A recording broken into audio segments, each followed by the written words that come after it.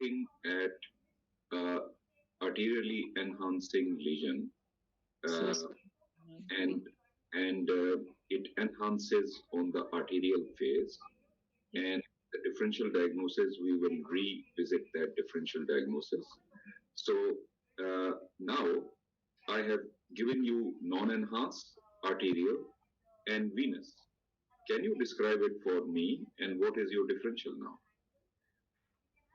So on the non-enhanced, it's iso to hypoattenuating. On the arterial phase, again, it's hyperattenuating, and on the venous phase, it becomes completely isoattenuating to the liver. So what is your differential now? So I'm thinking whether this is a hemangioma, because it takes up contrast on the arterial phase and then gives it back on the venous. The other thing I was thinking, because sometimes METs fill in and then wash in and wash out quite quickly, but I'm not convinced this looks like a MET. So what is your concept of the word washing out? So basically, because the METs would have abnormal hepatocytes, so they won't retain, and some of them, and there'll be necrotic cells as well, so they can't retain the contrast for longer. Whereas with an FNH, it's got normal hepatocytes, it will retain, it has the ability to retain it longer because the cells are functioning. So, right, you are right. So the point is that this is a venous phase, and do you think that this is a washout? I don't think it's a washout. I think it's become an equilibrium, so it's become isoattenuating. With a washout, I would expect it to become low in density. So I think so take home point is that the word washout means that it lose the contrast quickly and become lower than the liver attenuation. Okay, so the take home point is that look at the liver parenchyma, and if the lesion is lower in density or lower in intensity on MR, lower intensity on CT, then we say that it has washout. Yeah. Now, you have also considered hemangioma there. And why have you considered it? The fact that it's bright, slightly bright on the arterial, but I'd expect a hemangioma would be much brighter. Because on the MR, it tends to give us a light bulb sign. So I'm just following the same principle for CTs. I've done the fact that it becomes iso dense to the liver on the venous makes me think that it's behaving like an FNH because it's become the same as the liver parenchyma. So coming back to hemangiomas, do you expect hemangiomas to enhance completely on arterial phase? No, they show nodular centripetal enhancement, and then they progressively fill in. So, yeah, on the delayed, then they would have filled in nicely. So, is there a type of hemangioma which enhances completely on arterial phase? A flash hemangioma takes up. So what is the definition of a flash hemangioma? Is there a size criteria for that? Not aware of the size, but it's the one which immediately takes up contrast and then gives up the contrast rather than the classical nodular enhancement that we see, the centripetal nodular. It just uniformly takes it up and then gives it back. Right. So, what is your final differential now? So my final differential would be an FNH. And so, other than FNH, what else can it be? A hemangioma, a flash filling hemangioma. Flash hemangioma. Okay, well done. What else can it be? So in a 30-year-old, not an adenoma because it's not behaving like fat. And do you think that all adenomas behave, all adenomas should have fat? It could be a lipid poor adenoma. So So in a female, so I'd put that in my differential. In a female who's on OCPs, they tend to have hepatic adenomas as well. Okay, so can it be something malignant? Can it be metastasis? It can, just looking at the age and the fact that it's a solitary lesion and the liver's got a nice contour. There's no evidence of cirrhosis in the liver. The parenchyma appears unremarkable. So I'm thinking less along the lines of HCC or MET. And are you confident you're using the word less? METs would be at the bottom of my differential. I'd obviously want to know more whether this patient's got any history of weight loss and want to know whether it's a single or multiple lesions. On this slice, it looks like a single lesion. But obviously, with an MRI, I would be more confident. Okay, well done. So what I have done today is I've given you a taste of what I use the word grilling. And this will happen. Usually when I'm conducting these sessions, I just go through quickly, and I did it intentionally. And this is what is going to happen in the exam.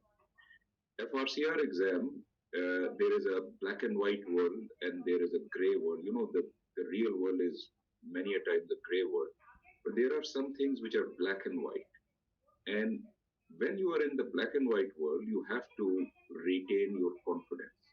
And the concepts is what the examiners are asking for.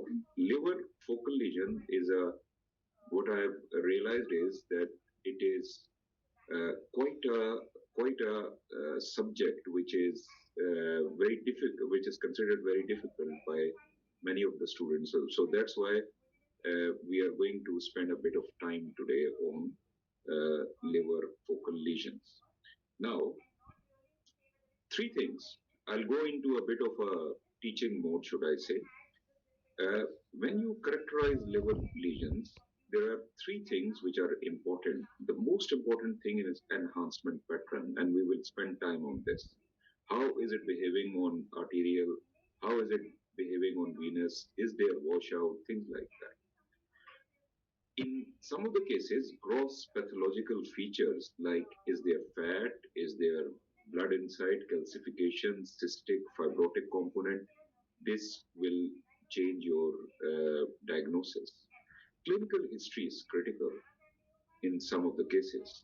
Cirrhosis, for example, if you see signs of cirrhosis or the examiner tells you that there is cirrhosis, HCC will be up there. Now, clinically, FNH, for example, is usually in young ladies, and it is an incidental finding. Hepatic adenomas, please consider when a patient is on oral contraceptives, anabolic steroids, glycogen storage disease, but the but is do not think that adenomas will only occur in these conditions. It might be an incidental finding also. So we'll come back to this. Now, in your Chapman is this differential diagnosis, which is hypervascular lesions in the liver. This is 8.18. And if you see the subheadings, arterially enhancing lesions which persist on delayed phase. Now, a huge list there, and you get a bit intimidated, it's difficult.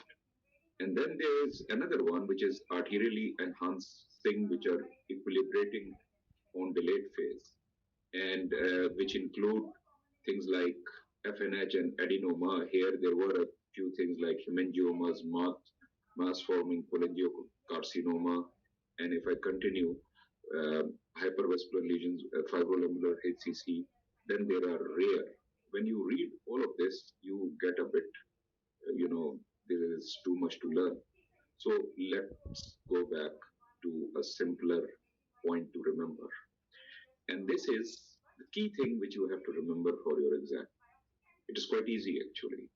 And please remember that in your real world also, these principles which I am going to teach you, they will work in most of the cases. Always keep your minds open. You can be wrong, but generally speaking, these principles, they work very well. And another thing is, uh, the frequency of a lesion. So, a rare lesion will, of course, be very rare. And in the exam, they are going to show you lesions which you see in your day-to-day practice. So, hypervascular lesions are very important for the exam. And this is what will come, focal lesions in the exam. So the benign list includes FNH, adenoma, and hemangioma.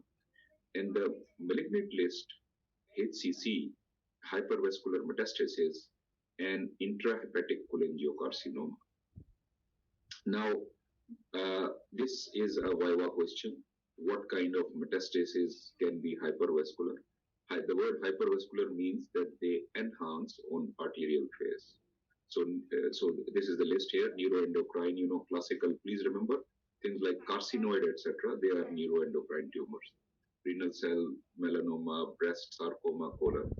This you can add many other things also here. So this world, benign world, is very important for you to remember. You should have clear-cut concepts about it. FNH, by definition, focal nodular hyperplasia. Look at the word. Focal nodular hyperplasia is not a neoplasia. Actually, what happens is that this is a hyperplastic response to a vascular malformation. And so there is an artery there, or which is supplying it, and it's a hyperplastic response, and it enhances on arterial phase. Clinically speaking, FNH, when you diagnose FNH, you are very happy. There is actually, we don't even advise follow-ups for these. We just sit on them. We are very happy. Now, with latest imaging, we are close to 100% in diagnosis of FNH, and nobody does biopsies. And this is what the examiner is going to. Even in last exam, some of my students, they got FNH, MRI, by the way, of FNH. Now, adenoma. Adenoma, as I told you, of course, it is more likely in patients who are on oral contraceptives, or males who are taking anabolic steroids, gym work, etc., bodybuilders, or patients with glycogen storage disease. But do not think that this is the only clinical scenario. Adenomas can occur incidentally, and there are three types, which I'm not going to teach you the types, etc.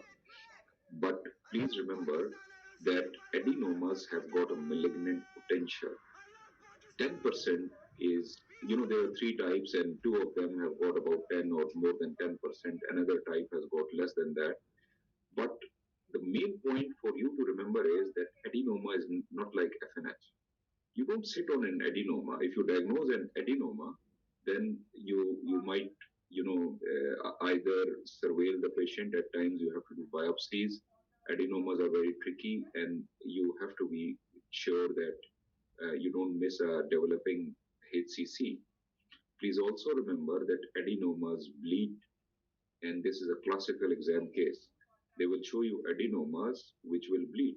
The patient will be with spontaneous hematoma of the liver, and there will be a background adenoma. So, to differentiate between FNH and adenoma is critical, though both are benign, but clinically speaking, management-wise, they are different. And we have to learn, and this is what we are going to learn today. Now, hemangiomas, as a candidate to correctly pointed out, there is a hemangioma which is known as flash hemangioma. Now, please remember, size is the criteria. Some people take 1.5 centimeter up to, some people say up to 2 centimeter. So basically, they are small. They are small. And that is why they enhance completely on arterial phase. So this is known as flash hemangioma. Otherwise, classically, they will just show nodular peripheral enhancement with centripetal extension.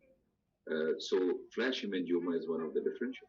If you get in your exam a lesion which is 4 or 5 centimeter, don't even consider a hemangioma in your differential. Just consider these two things. Now, HCC, classical HCC will of course enhance. It will become arterialized, and that is what we are the criteria. We revisit the criteria, but basically it will enhance. This is and similarly hypervascular metastasis will enhance. Cholangiocarcinoma is very tricky, and you have to learn. My mantra of you learn your pathology and make your radiology is what we talk about. Cholangiocarcinomas is what we call intrahepatic cholangiocarcinoma, also known as mass forming cholangiocarcinoma. So don't confuse it. Cholangiocarcinomas can be intrahepatic and they can be extrahepatic. Portahepatic, for example, flat skin or more distally also. But we are talking about intrahepatic cholangiocarcinoma. So this slide is the key on which we will build our cases today. Now, we have already done this case benign or malignant. So, candidate two, my question is very leading question. Just tell me your differential. Uh, I just want you to either say this or say this. What do you think? I think it's benign. Benign. Okay. So we will now learn why is it benign. So we have to develop that concept. Why is it benign? The differential. So uh,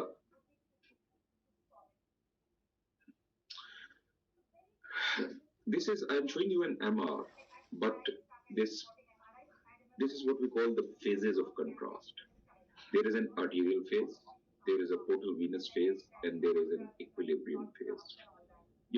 The arterial phase for liver is slightly late. It's not a classical CTA type of an arterial.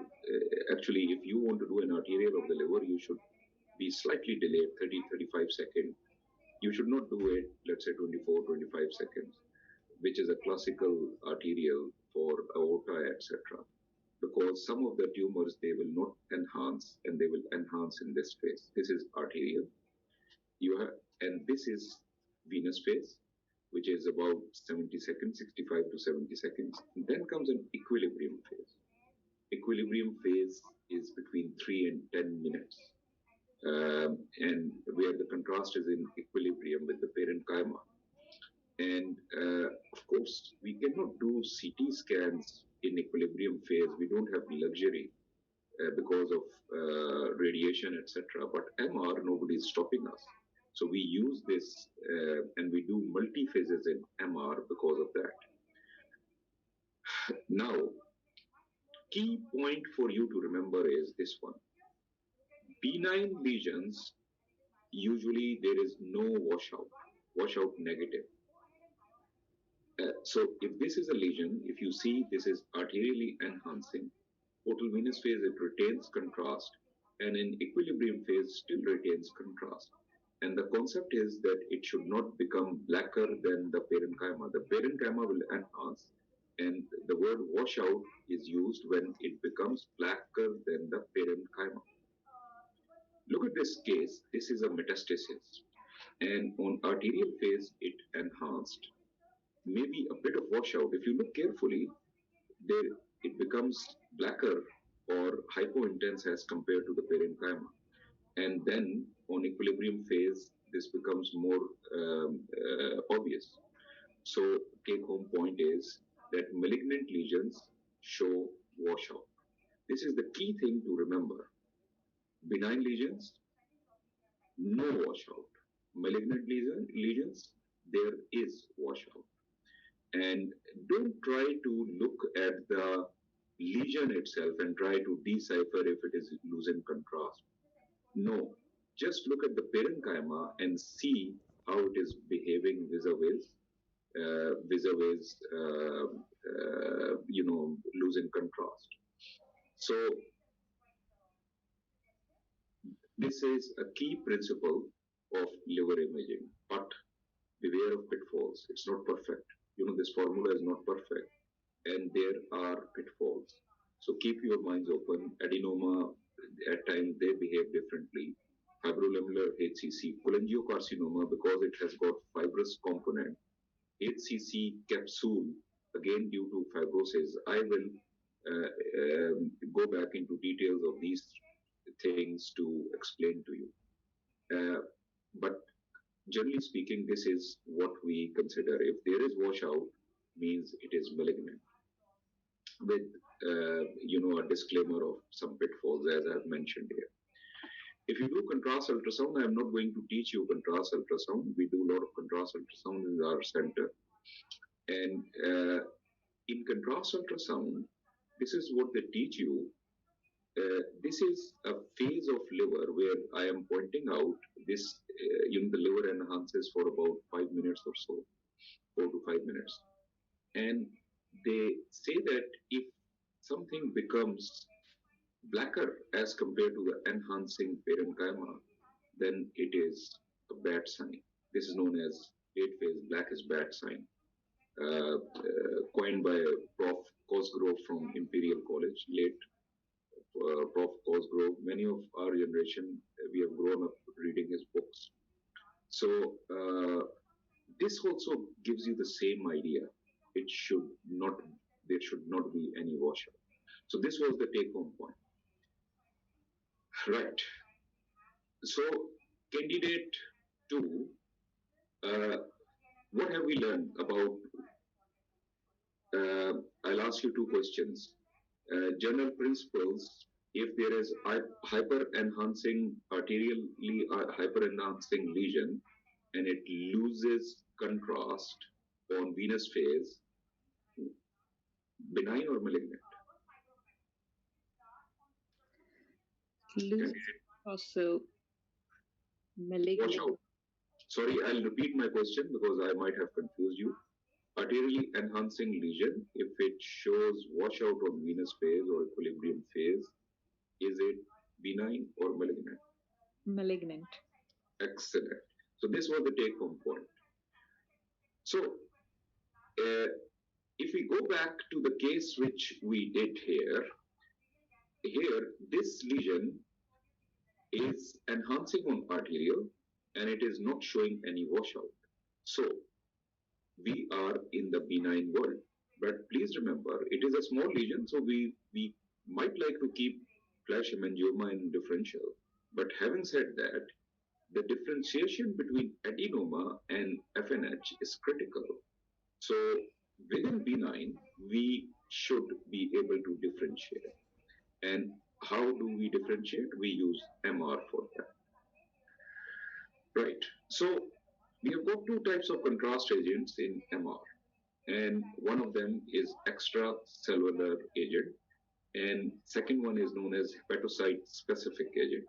We will call this ECA and this one HSA. ECA can be any trade names, whatever your, basically this is gadolinium, whatever your department is using. Here, HSA is hepatocyte specific agents, and these are the compounds which are there.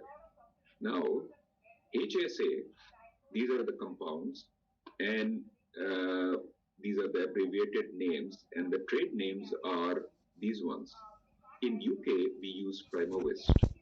In most of the EU, this is the name, and we have got no experience with multi-Hans here in our department, but we use this one, Primavist.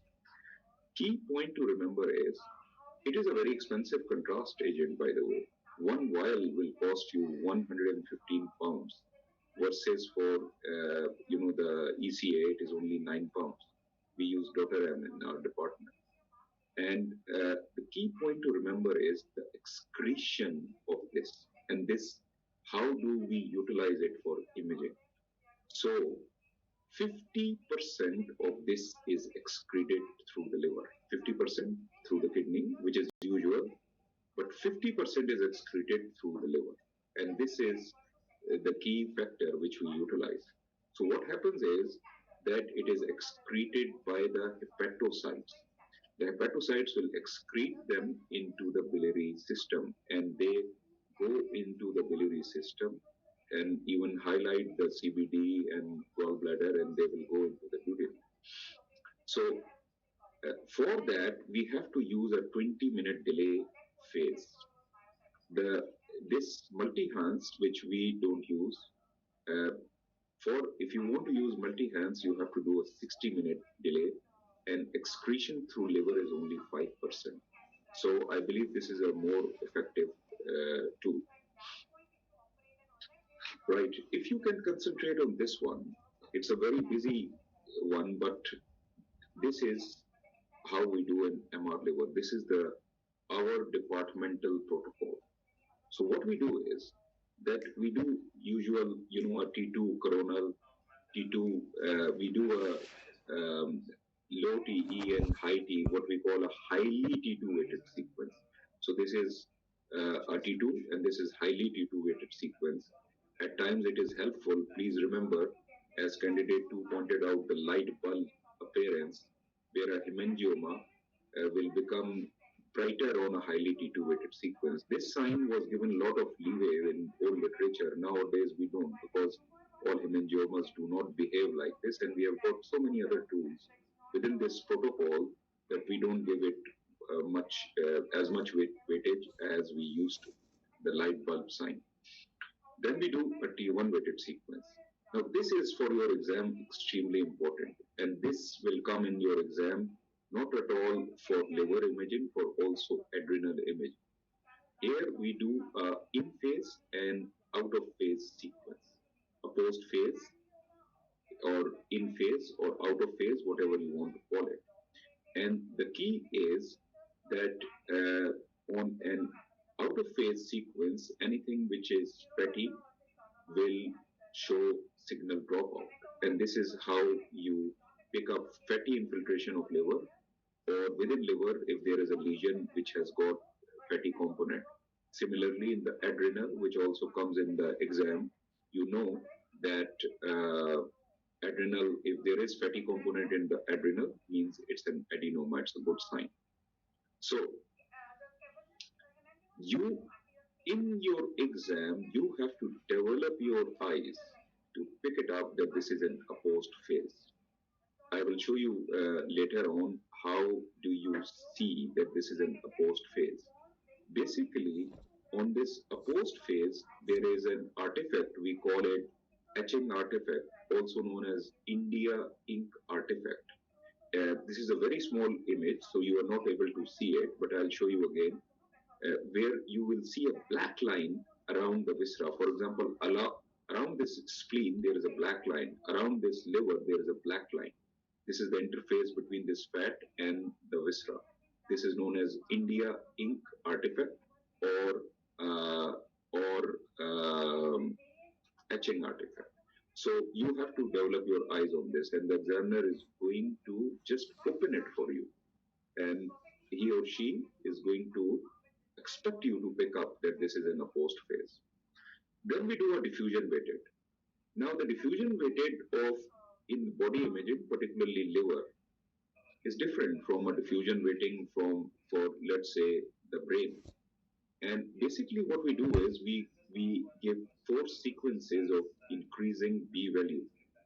Initially B0, then B300, B600, B1200. Now it all depends on your department. This is not etched in stone. This is what we are using. Even in our department, we were using slightly different B values. But basic point is that any lesion which shows restricted diffusion will be bright on high B value, and it will be low on ADC map. Now, ADC map itself, unlike the ADC map of the brain, is very tricky, and there is a bit of physics and a lot of noise is there and things like that. So don't think that in every case you will see a ADC which is black to your eyes as just like the brain. So at times you don't even see the ADC. You just pick up what is bright on high B value and just call it that it is restricted diffusion. Now after the DWI, then we do a fat saturated T1 weighted sequence. And then we use an auto injector and see do multiple phases: arterial phase, venous phase. Venous phase is, as I told you, 70-second delay. Then 3 minute, 5 minute, 10 minute. So this is all equilibrium. And because we are using MR, we have got the luxury to do this. So all of this it all depends on how expert your radiographers are. It takes us about 35 to 40 minutes to finish this. But initially, when you start, they might be taking more time for that. Now, and the key is that when you start doing this post contrast sequences, some of these sequences are done as we are waiting for the next phase, etc. So, but I don't want to go into those details. Now, this protocol versus hepatocyte specific contrast agent HSA, what is the difference? Only difference is we add a 20-minute phase. So it is simple as that. Everything plus 20 minutes. So in these 10 minutes, the patient is on the table, and of course, we can design to do some of these sequences in between. Otherwise, the patient does not leave the table, and we do our 20 minutes. So this is the protocol. Now, a few things which I want to tell you, but I'll just go quickly. The slides, you can maybe take screenshots or pictures, whatever is there, and read the references which I have told you. But basically, diffusion weighted sequence is considered very, sensitive sequence to pick up metastasis. And there is a lot of literature on this, and some people even think that you just add diffusion weighted and it will increase your sensitivity greatly, even for not just for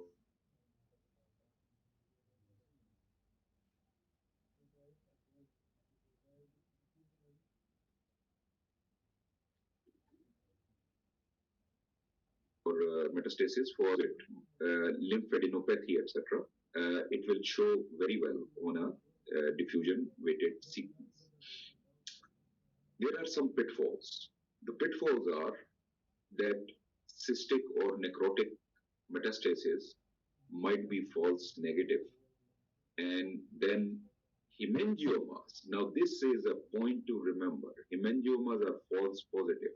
So do not think that anything which is restricted diffusion is malignant. And hemangioma is a classical benign tumor which will show restricted diffusion.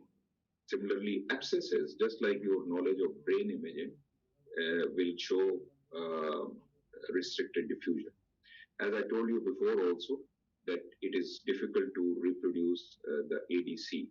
So at times small lesion, you won't be able to pick up on ADC.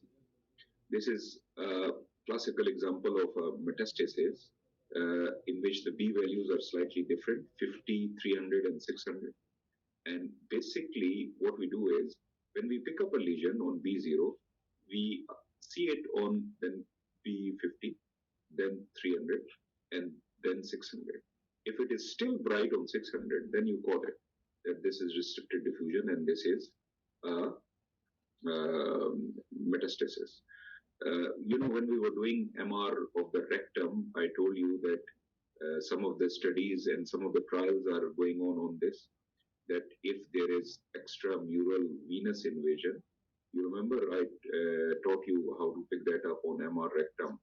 If you see it, some of the studies, they are doing some trials on this, that you should do diffusion weighted MR because there might be metastasis sitting in the liver, which you will miss them on CT scan.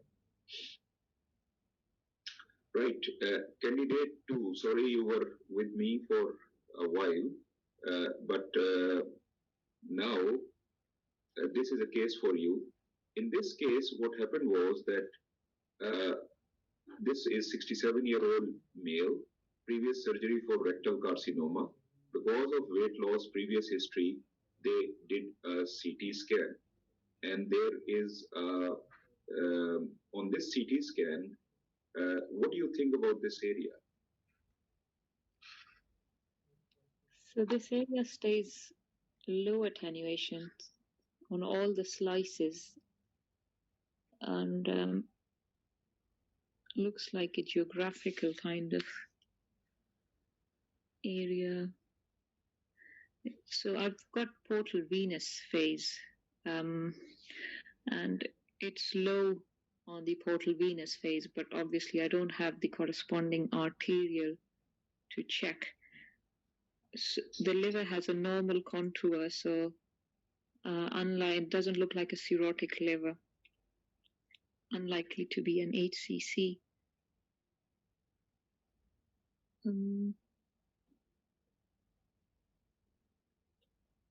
So that's a very good word. You use the word geographical, right?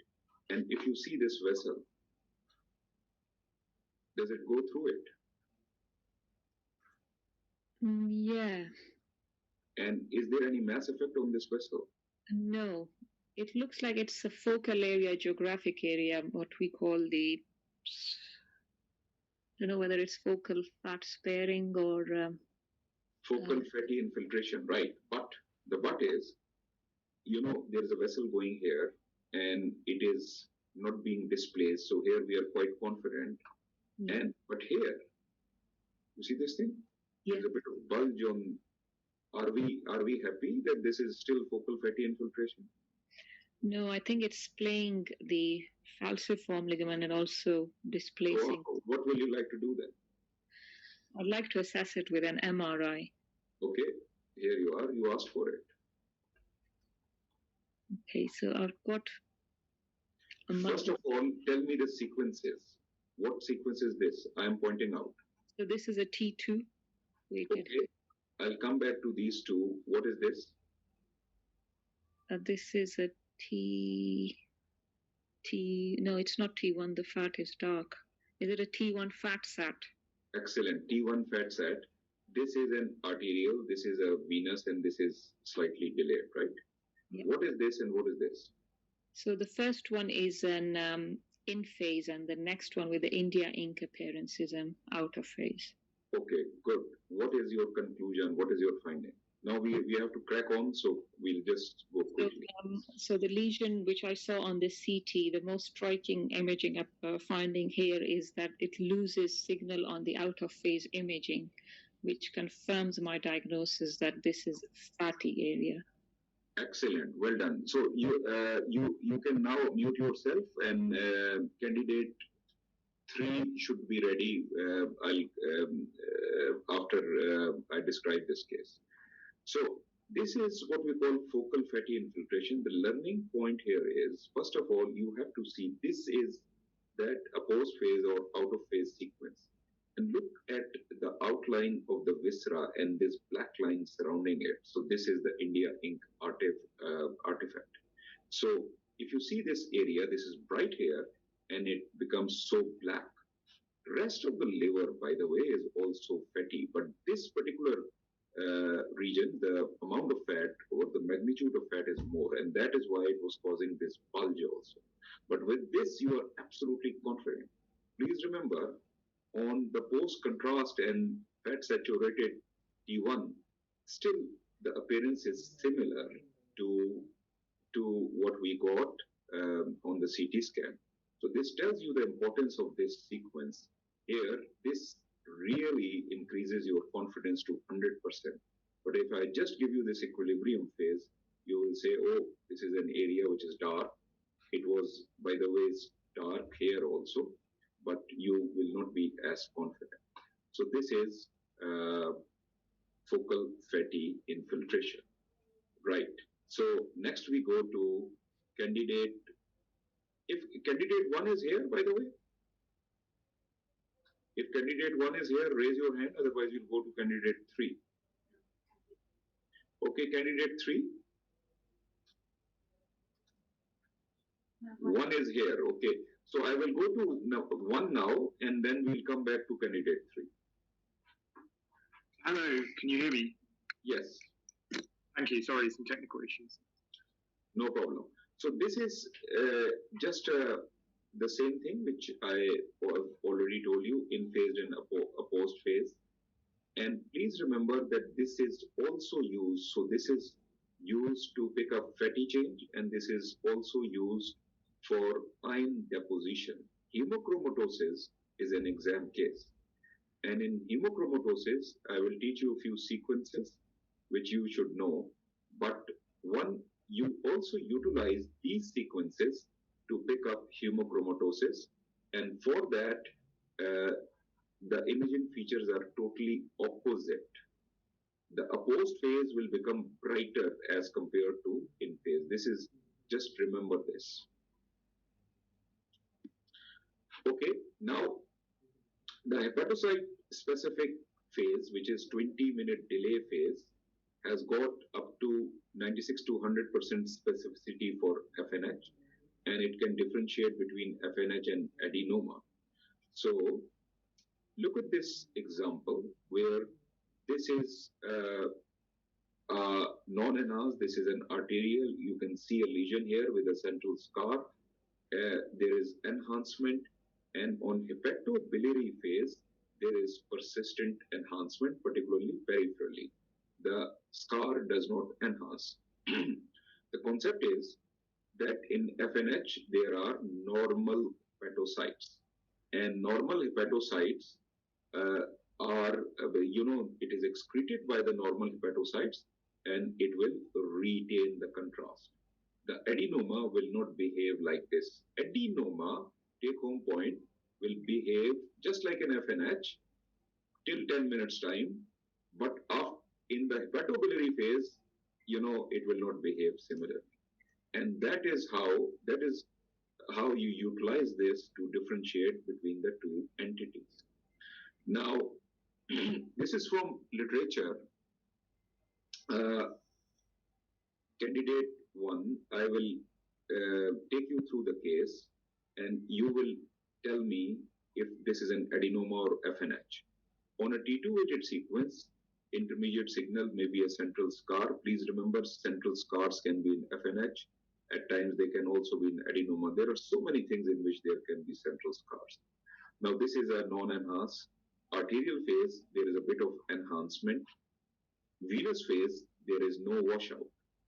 Till now, we are quite confident that this is according to our principle, because there is no washout, that this is a benign lesion. And then in the hepatobiliary, it shows washout. Look at the parenchyma. It retains contrast to a level, and it completely washouts. So candidate 1, what is it? A black and white diagnosis. So in the hepatobiliary phase, we can see that the periphery of the lesion has taken up considerably less contrast than the normal hepatic parenchyma. So it's not composed of normal hepatocytes, and this is a hepatic adenoma rather than an FNH. Excellent. So till here, you make up your mind benign versus malignant, and here you make up within benign what it was. So this is a classical example. Now, hepatobiliary phase is also used now to differentiate HCC, a small nodule. This is one of the ancillary criteria now to diagnose HCCs. It's simple. You remember what is the basis? The basis is that normal hepatocytes, if there are no normal hepatocytes, it will be low signal or show washout in the hepatobiliary phase. This finding can be, or this concept can be utilized to pick up small HCCs. This can also be used to pick up small metastasis. Look at this, sensitivity in MRI is equal to FDG PET. So all of these tools, if you use them together in difficult cases also, literature tells you, I'm not going into that, lyride, etc. But literature tells you below 2 centimeter MR is not, the sensitivity decreases. But I have got cases which we have seen in which up to 7 millimeter nodules we have diagnosed correctly. and time told us that we were right because of using of all of these tools together. But that's slightly beyond 2B world. So don't worry about it. You're in 2B, the Frcr 2B, you just have to remember the major concepts. So this case has already been seen, and on our criteria, non-arterial enhancement, no washout, it is benign lesion. And then we concluded if it is benign, it can be an FNH, it can be an adenoma, and it might be a flash hemangioma because the lesion is small. So to differentiate between the two, candidate one, what we like to see? Three of them, should I say? So to differentiate between those benign diagnoses, options we should compare with another modality, and ultrasound might be helpful, but a contrast-enhanced MRI would probably be the most specific. Okay, so this is the diagnosis, FNH and adenoma, and this is the MR. So because of time factor, I'm going to take you through it. This is a post phase, this is in phase. What is your diagnosis? This liver, what do you think? Is this normal liver or fatty liver? So there's not really a significant difference in the signal between the in and out of phase. So probably there isn't significant fatty infiltration. You see, the signal should be absolutely equal. This signal. Okay, so it's a bit lower in the outer phase. So this is fatty liver. There is some generalized fatty infiltration. Yeah, generalized fatty infiltration. Now, because you are seeing a generalized fatty infiltration, you are also going into the world of can it be an adenoma, right? Now, please remember that hemangiomas are usually bright on T2 weighted sequence, and I've not shown you, but this one was not bright on T2. This is pre-contrast fat saturated, arterially enhancing. This is arterial, venous, 3 minute, 5 minute, 10 minute, and hepatobiliary phase. This is 20 minute. What do you think it is? So the enhancement behavior of the focal lesion that we've previously seen on CT is avid arterial contrast enhancement, which is retained throughout the delayed phase, and it remains enhancing on the hepatobiliary phase. So I think this is most likely to be an FNH. Excellent. So if you see here, till here, according to our principle, it is definitely benign. And here we have clinched the diagnosis because it contains normal hepatocytes which retains contrast. And as I told you, this case has come in the exam last time. So this is a case where on a T2 weighted sequence, this patient had actually, this is breast carcinoma staging. There on CT scan, there were some lesions, and then hepatobiliary phase was done. And on this T2 weighted sequence, you can see this high signal. And then on arterial, they show enhancement. Venous phase, this is it, still retains contrast. And on hepatobiliary phase, still retains contrast, particularly in the periphery. So please remember that peripheral, at times what happens is all of the lesion might not retain contrast, but the periphery will be. It is considered the same thing. And so conclusion is that this is also a candidate one. What is it? Is it metastasis or? So multiple FNH. Multiple FNH. So even with a known malignancy, you can be so confident in calling them FNH. Now over to you. You describe this. Let me tell you that there are two lesions. One is this one, another one is this one. This is arterial phase, and you describe it. Over to candidate one. Okay, so we have selected axial sequences from contrast-enhanced MRI of the liver. There are two lesions, as pointed out, in the left and right lobes, which are not very conspicuous on the pre-contrast T1, and they show avid arterial contrast enhancement with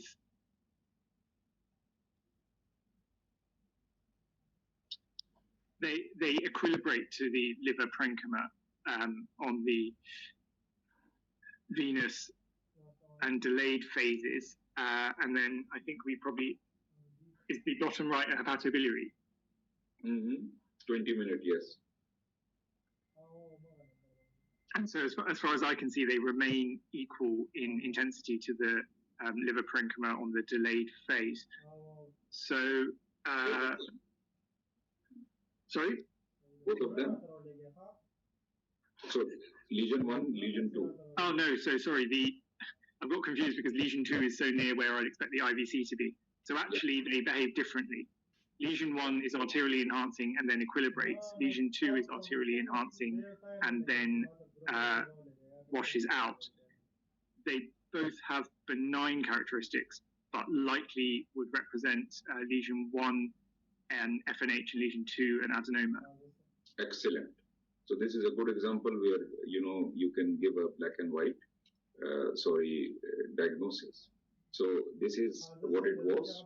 This was arterial, did not show any washout in any phase and retained contrast on hepatobiliary. This one did not show any washout, but then it did show washout on the hepatobiliary. Yeah. Okay.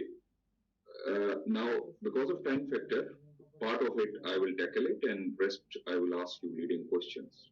So on a T2-weighted sequence, this patient was 59-year-old. You can see loss of weight, back pain, deranged LFTs, multiple lesions on T2-weighted sequence. On a T1 fat-saturated sequence, you can see this high signal here. And you can see this high signal without fat saturation also. This is fat saturation. This is without fat saturation. Tells you that this is not fat, otherwise it would have saturated. So what do you think it is? So these lesions have got inherently high T1 signal, and they're multiple. In the context of an older patient with other suspicious features, I'm worried about disseminated malignancy with inherently high T1 signals, such as metastatic melanoma. Melanoma, okay. Did you pick up something here in the spine? Yeah, and we told the patient has back pain and there's a vertebral lesion with similar characteristics. Yes. So the point is that this was just to go through this differential, which is in your book, 8.223, T1 hyperintense liver lesions. And, fat, hemorrhage, cirrhotic nodules, melanoma, these ones you have to remember, particularly melanoma, and particularly anything which has got fat. So T1 hyperintense. On a DWI, look here, this is B1200. And what do you think? Benign or malignant? So the lesions demonstrate high signal on the high B value DWI images, which is consistent with restriction of diffusion. There's also many more lesions apparent on this more sensitive sequence, and I think this makes me more worried that this is a disseminated malignancy. Excellent. So this was melanoma metastasis, and if you see here, this T1 is very interesting. On a T1 weighted sequence, you can see this high signal here. And usually high signal on a T1 weighted sequence is a good news in marrow, but this is an exception. Here, usually melanoma metastasis will, they can be what we call a melanocytic melanoma metastasis also. But some of them, the melanin part is so much that it can, even in bone, it can show you. This is a very rare finding actually. Usually you will see low signal on T1. And on a stir sequence, there is a bit of chemical shift here. And so this was metastasis. And on the scout also, you can see high signal on T1. And within the liver, you can see correction. Within the spine, you can see this high signal. This is a fat saturated scout. So this is melanoma metastasis.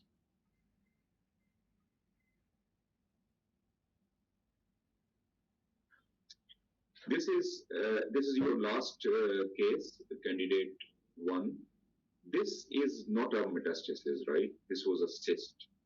So on this slice which I have given you, is there any other lesion? We are worried about metastasis. So it's difficult to say on a single axial CT. I wonder if there's something very ill-defined and mildly hypoattenuating in the left lobe. What will you do for this? So I would probably do an MRI or an ultrasound. For that, you are sitting in the exam. This is a viva question. Something which you can do here and then. So something I can do right here to change how I feel about this is windowing the Excellent. differently. Excellent. So the point here is that there is a window, we call it, and this scenario has been asked by the examiners, liver window, which increases our sensitivity. And in liver window, this is the liver window in our packs. It might be slightly different in yours. So now with this, what do you think, candidate one? So I'm convinced there is something real there. It's got quite poorly defined margins, and it does look quite concerning. But I'd still potentially use that. So this is the MR. What do you think it is?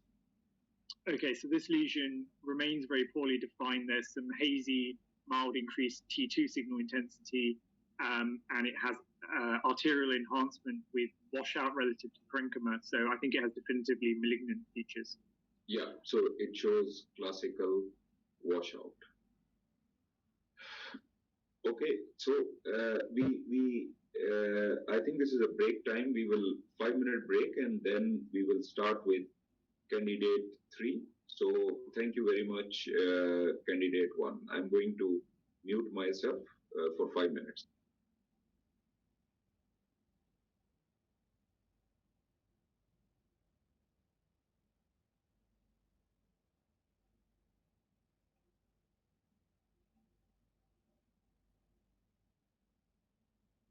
On this GWI sequence, how will you describe it? Over to you. So it's a selected slices of MRI liver, T2, slightly heavy elevated T2, and then T1 non-contrast, and then diffusion weighted images, which is demonstrating slight hyper-intensity, intralesional slight hyper-intensity in the right lobe of the liver where the lesion is, which is, I think, losing its intensity slightly on heavily elevated T2, while on DWI there's diffusion restriction. On T1, the signal is hypointense. Okay, so with this bright DWI, high DWI, benign malignant? Malignant. Okay. So on arterial phase, the patient moved a lot, and this usually happens on arterial. Sure. Having said that, you can see a bit of enhancement, then venous, then this, then this, then this. Can you describe it? So,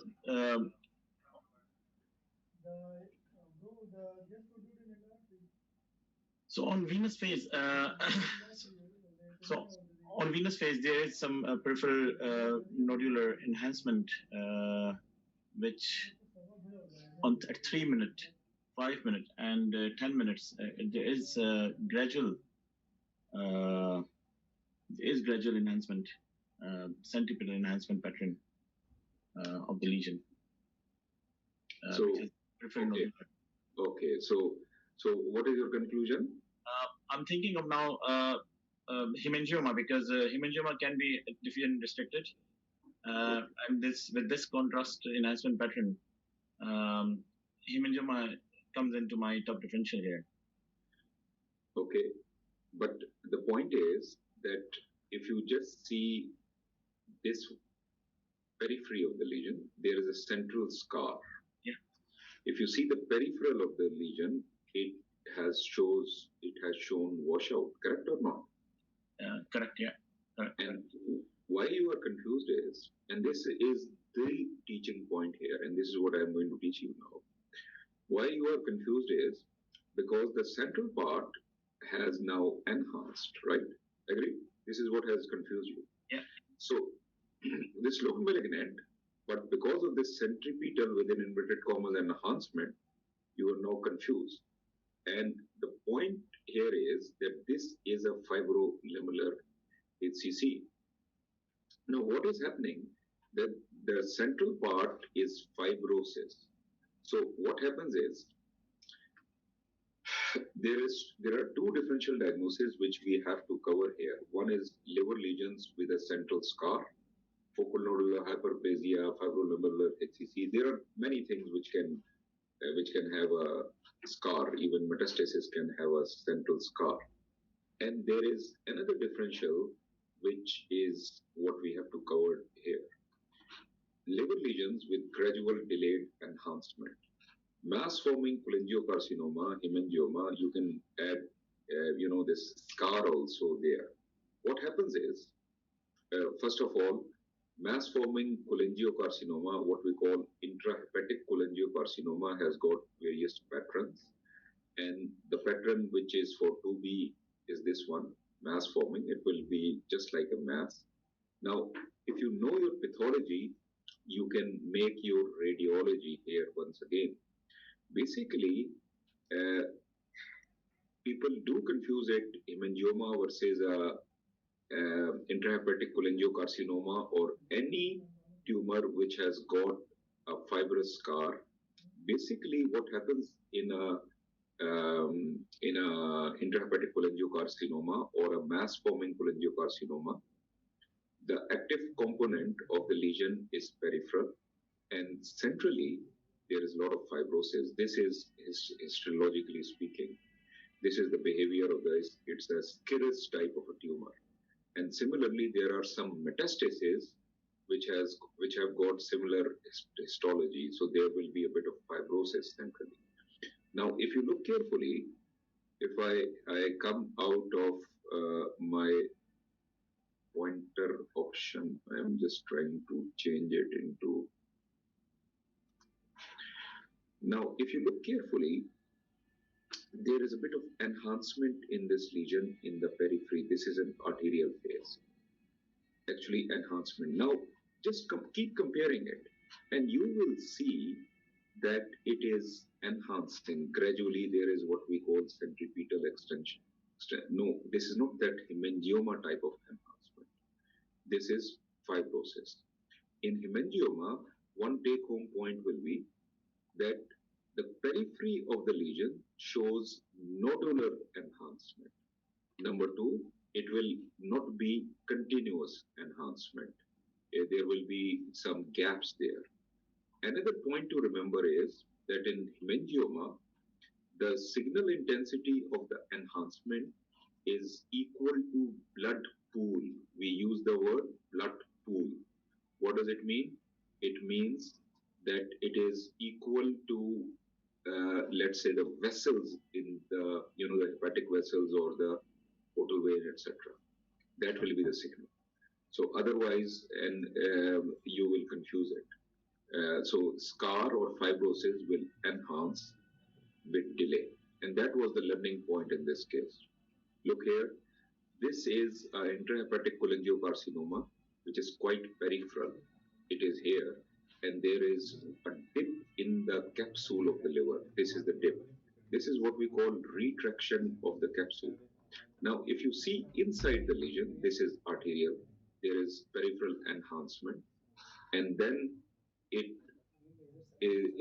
shows enhancement on the delayed phase.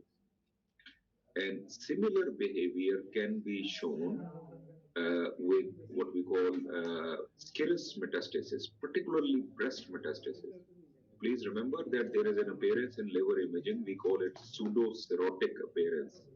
And I've seen cases of breast metastases which are so Schirrus that they will cause outline of the liver will be totally, nodular. So how do you differentiate this? I repeat, with the hemangioma. First of all, on a T2 weighted sequence, a hemangioma will be more brighter. Number two, the enhancement will be nodular. It will not be continuous on early arterial phase. Number three, the enhancement will be equal to the blood pool. What does it mean?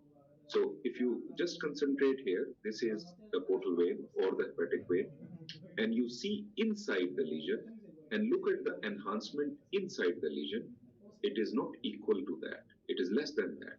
And look here, it is not equal to this. So these are the discriminators between intrahepatic cholangiocarcinoma versus hemangioma. This one I'll skip it. Okay. One case which has come in the exam many a times, I've got a very good MR also for this, a similar case, which I might show you if I've got time in the end. The problem is that many of these cases are on DICOM sequences, and usually when I do teaching, I show it like that. On Zoom, it becomes a bit cumbersome to, screen sharing, etc. Everything takes time. So what I have decided is that once we go through all of these courses, then we will design a few courses in which we'll just go through them as long cases, etc., mix and match of cases. But having said that, one thing you have to remember, this kind of a case has come in the exam many a times. They will show you, what we call tumor thrombus in the portal vein. And you will be, because you are thinking it's enhancing vessel, then you look carefully. Look at this case. This is an arterial phase. And on this arterial phase, you can see the portal vein. Why should you see the portal vein? Either there will be a shunt. There was no shunt in this case. Actually, this is a tumor thrombus. And tumor thrombus because it has gone into the portal vein, grown into it, and this case was a cirrhosis with HCC. Okay, candidate 3. So in this case, we picked up 2 incidental focal lesions, 62-year-old male. One was this, one was that, and then we did an MR. Over to you. These are selected MR slices through the liver in different phases. So on the you labeled them as well. So the lesion in question is in the left. Okay, so let me just guide you that actually on MR 4 lesions were visible, but I'm just showing you one lesion, which is this one.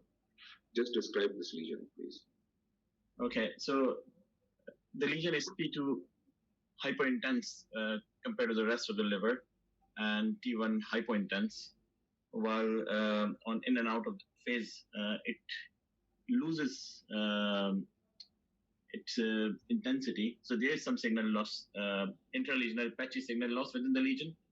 So you think it's fatty, right? Okay, good. Yeah. A bit of restricted diffusion, right? Still bright on B1200. Bit of restricted diffusion, and then I show you contrast. So on contrast, there is some enhancement within the lesion. So what do you think? It is, benign, malignant. Where are we?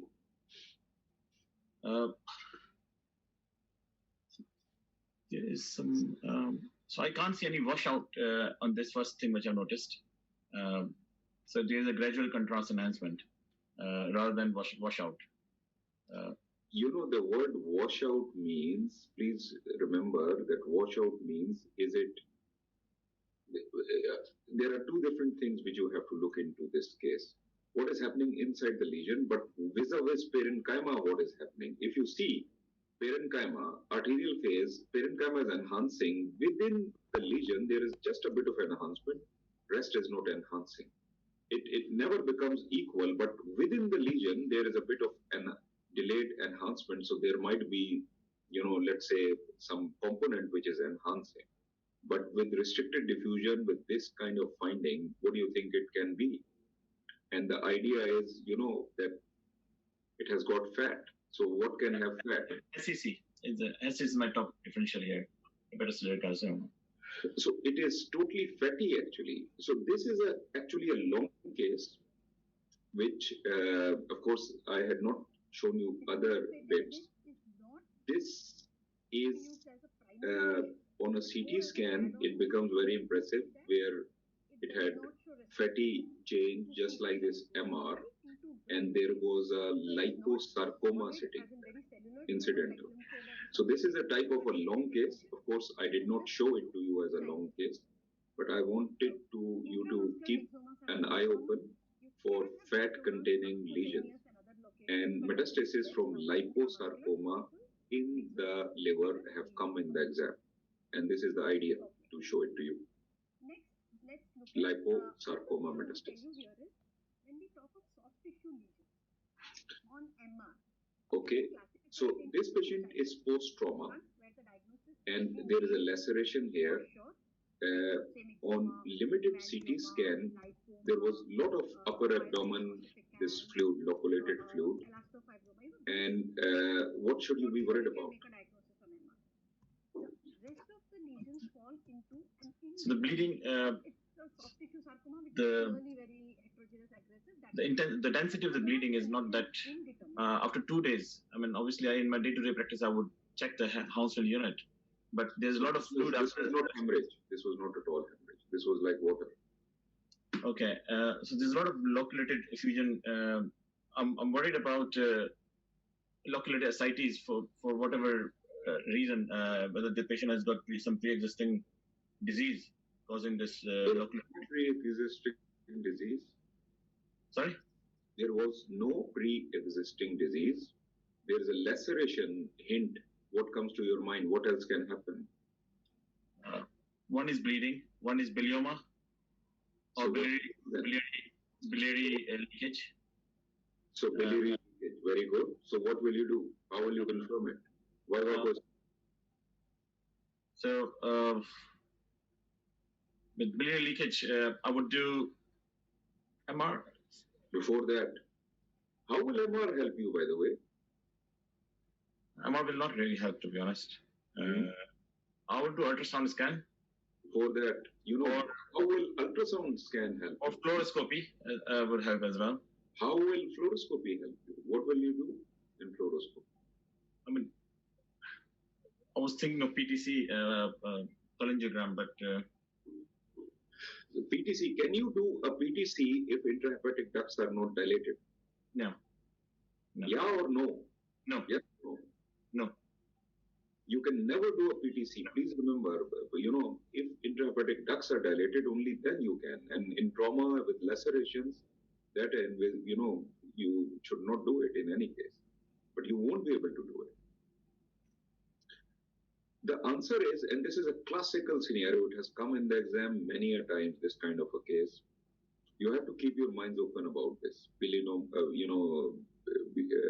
biliary leakage, where you just ask the clinicians to put in just tap it, send it to the lab, bile salts and bile pigments, and you got your diagnosis. Once you get the diagnosis, then you have to image it. And for imaging, you have to do, what is this? What procedure has been done? Candidate 3? Yeah, ERCP has been done. And leakage or no leakage? There is leakage. Right. So basically what I have seen it many a times that many of the candidates have used, I will do an MRCP. Now, please remember, you need a dynamic cholangiogram to diagnose it. Two kinds of cases will come in the exam. One is post-trauma, like the case which I showed you. Another one will be post-surgery. Dynamic cholangiogram is, you can do an ERCP, just like this case, or this case. You can also do nuclear scanning, HIDA scanning or DESIDA scanning. But you can also use a new technique. And this is, I think, a distinction type of an answer if you want, where you can do a T1-weighted MRCP with HSA, hepatobiliary specific contrast. What we do is that if you see here, go back to the basics, that 50% of it is excreted by the biliary system. So actually, it will be excreted through the biliary system. So this is the gallbladder. And the technique which we use, I have got an experience of about, I think, 12 or 13 cases which we have done. And this is very very unusual to do it. We will only do it if we cannot do the other bits. So this is not the answer for your FRCR, but it might be a distinction question or a scenario where you can impress the examiner by your knowledge. Basically, nuclear scan is up there, but if nuclear scan is not there, ERCP you can do, which is a bit invasive. And you can also do this technique if both are not available, or for some reason you cannot do an ERCP. Please remember, MRCP or PTC is the wrong answer. MRCP is a T2-weighted MRCP. There will be fluid inside the biliary system. There will be fluid outside. How have you confirmed that there is a leakage? You cannot confirm. It has to be a dynamic cholangiogram. And similarly, PTC, of course, PTC you cannot do without dilated ducts. So for this, what we do is that we do about 60-minute delay. Instead of 20-minute delay, we give it more time and it will excrete. I'll show you an example shortly. We've done about 12 or 13 cases, and only in 3 or 4 we were able to answer the question. In others, we were not. But to delay it further, you might get more better answers. This is your last case, candidate 3. These are selected CT slices through the liver in different contrast phases, from the right to the left, arterial to delayed, which is demonstrating on arterial phase there is hypoactinated lesion in the right lobe of the liver, which is demonstrating peripheral nodular.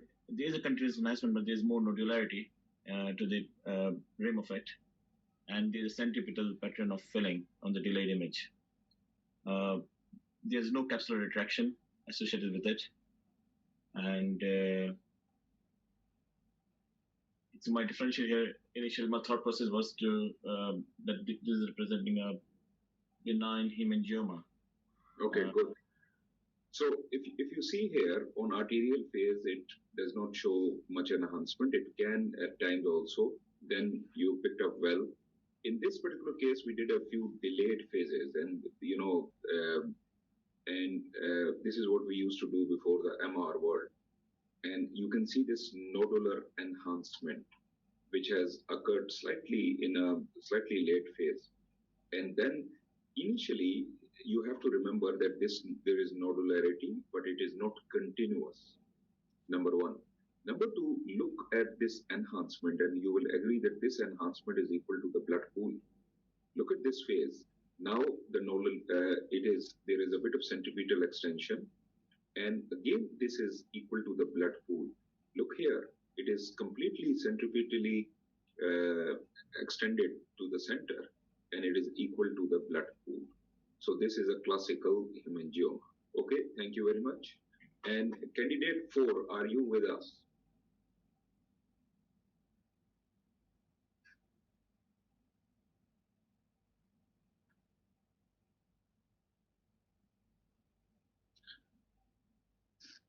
If candidate 4 is candidate 5, are you with us? Raise your hand, please.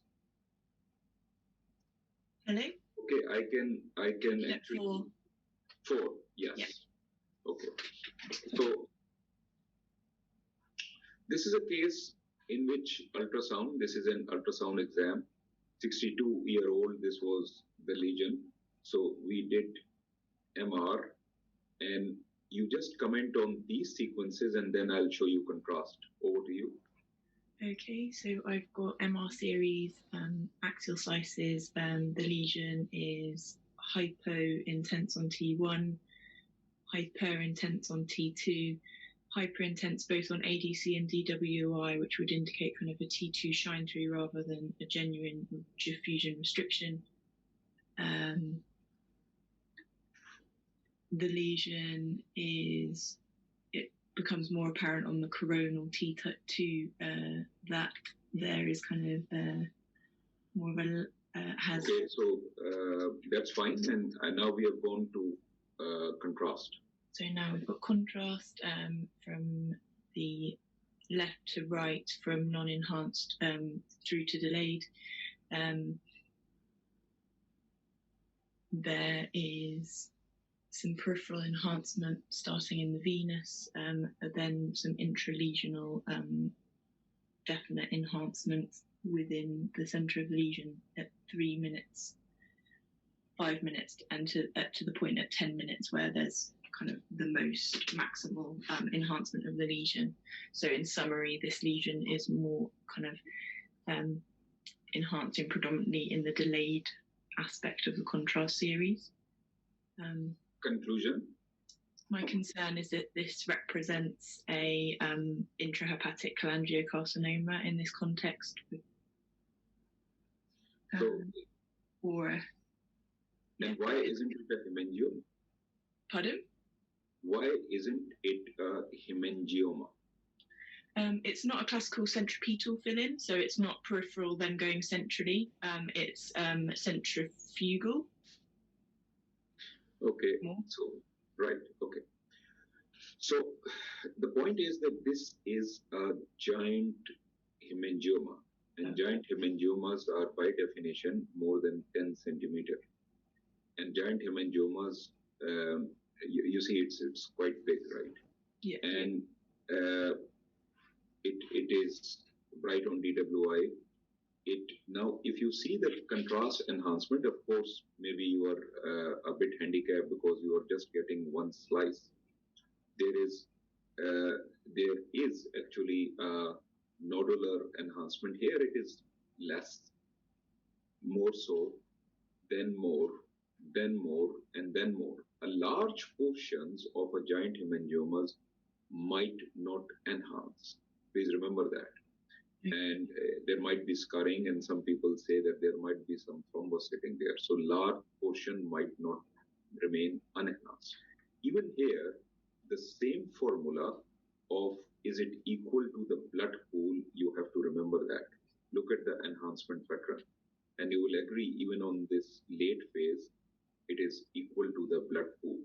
Look here, and it is equal to the blood pool. Look here, and it is equal to the blood pool.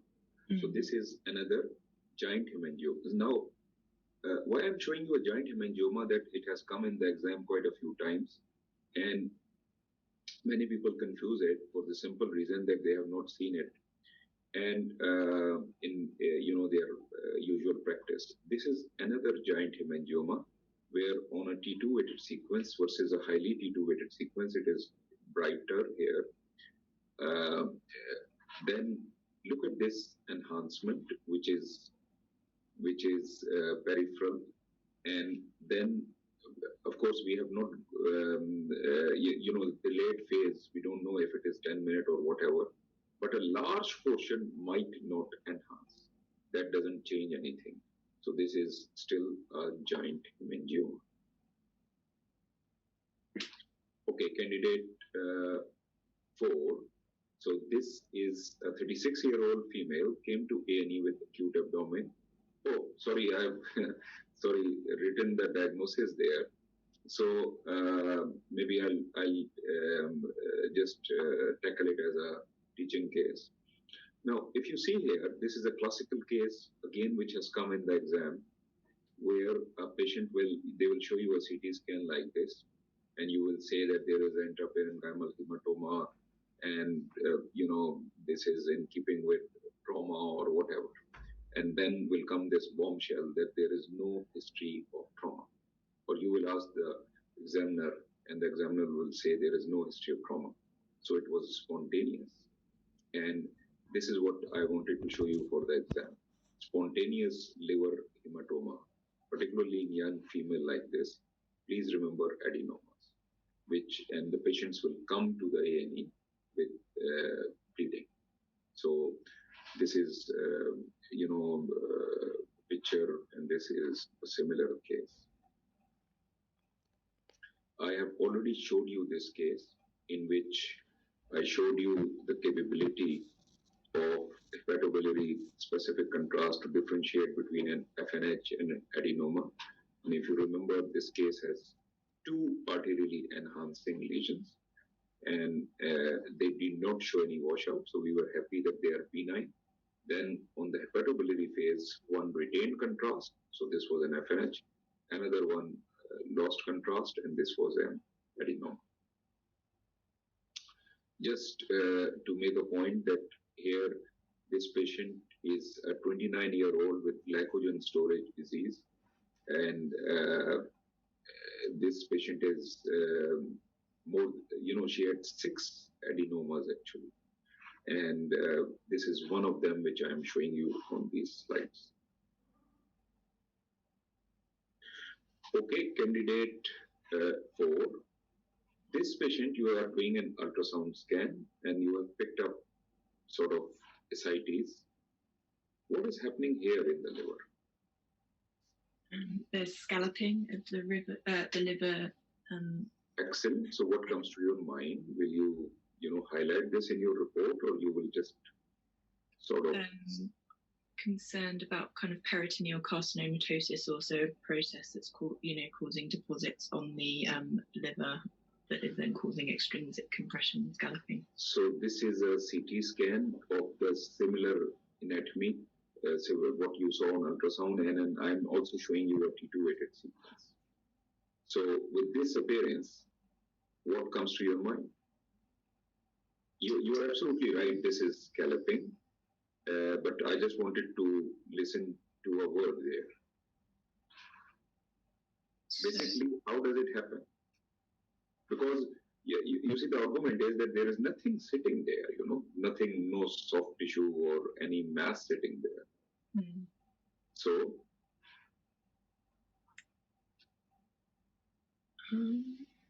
there's a word which, anything comes to your mind regarding appendix or ovary and... mucocele, so it's... yeah, close. You are there? Okay, so the word is not coming to... There we go, pseudomyxoma. Here you are, I knew it. Yeah, good, well done. So this is pseudomyxoma peritoni. And pseudomyxoma peritoni, of course, the most common, and it can come as a long case, please remember. Basically, there is this mucoid material which fills up whole of the peritoneal cavity. And the key thing in the exam will be scalloping on the outer edge of the liver. Radiologically speaking, this will just look like ascites, but that scalloping is what you have to pick up. The most common cause, by the way, is appendix, tumor. So look at the appendix very, very carefully. And it might be very small, and everything otherwise will be very large. Similarly, look for ovaries. In this case, this was an ovarian lesion. It can also come from colon, but appendix is most important for the exam. Appendix. Another case of pseudomyxoma peritoni, that scalloping is the main thing which I wanted to show you. Another case, but this one is slightly different, because in this one you can see some soft tissue also there, but usually you will not. Pseudomyxoma peritoni.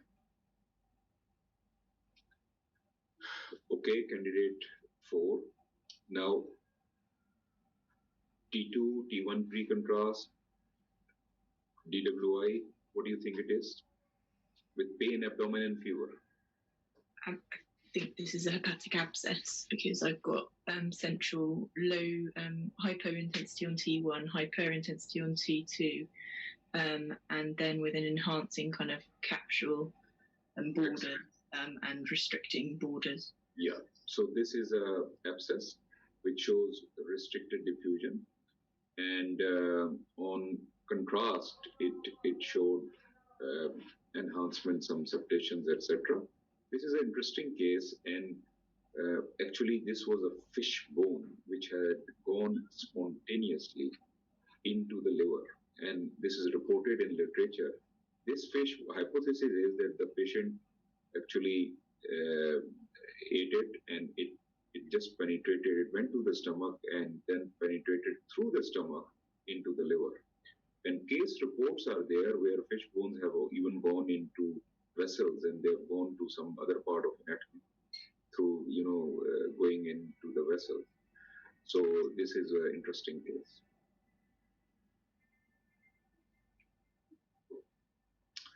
Last case for you, and then candidate 5 should be ready. So this patient came to the A&E, and what do you think? There's increased density within the right upper quadrant and depression of, so the gas pattern within the right, the hepatic flexure is kind of pushed inferiorly. So what will you do? So suspicion that there's hepatomegaly. In the first instance, in a 24-year-old, I would do an ultrasound scan. Excellent, very good, because if you had asked for a CT, I would have stopped you there. So that's a very good answer, and this is what they want to hear in the exam also. On ultrasound, can you characterize this? Characterize means have you got a black and white answer or no? No, I don't have a black and white answer. Okay, CT scan. Have you got a black and white answer? That in combination with the CT, I'm worried whether this is kind of a high dated cyst and there was cyst to cysts that were more. Excellent. How can you confirm it? The patient should have a eosinophilia within their blood screen. I don't think you don't want to biopsy them or aspirate them because it can cause a kind of hypereosinophilic and anaphylactic reaction. Okay. So imaging wise, would you do anything else? Or would you do an MR? So this is the MR. So I will, because of time factor, I'll ask you leading question. Confirmed or not? Yes, I think so. Confirmed. Okay. So these are internal membranes. Please remember, hydrated cyst. Thank you, candidate 4. And candidate 5, I'll ask you to raise your hand in a while. Hydrated cysts are important for the exam. Many scenarios in which even brain, chest, liver, where peritoneal, all of them have come in the exam. There are many features of hydrated cyst, and sometimes they can give you on some imaging, they can give you pseudo-solid type of an appearance like here, right? And this is internal membranes. You can see those subtle membranes here, but generally speaking, it looks like cystic, and then on MR, it is there. So the viva questions are that you can ask for serology for hydrated, and biopsy, of course. Classically, we were always told not to do a biopsy.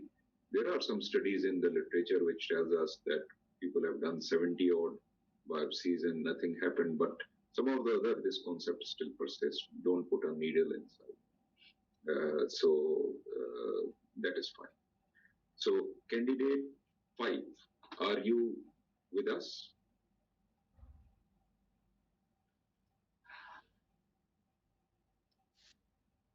Can you hear me, please?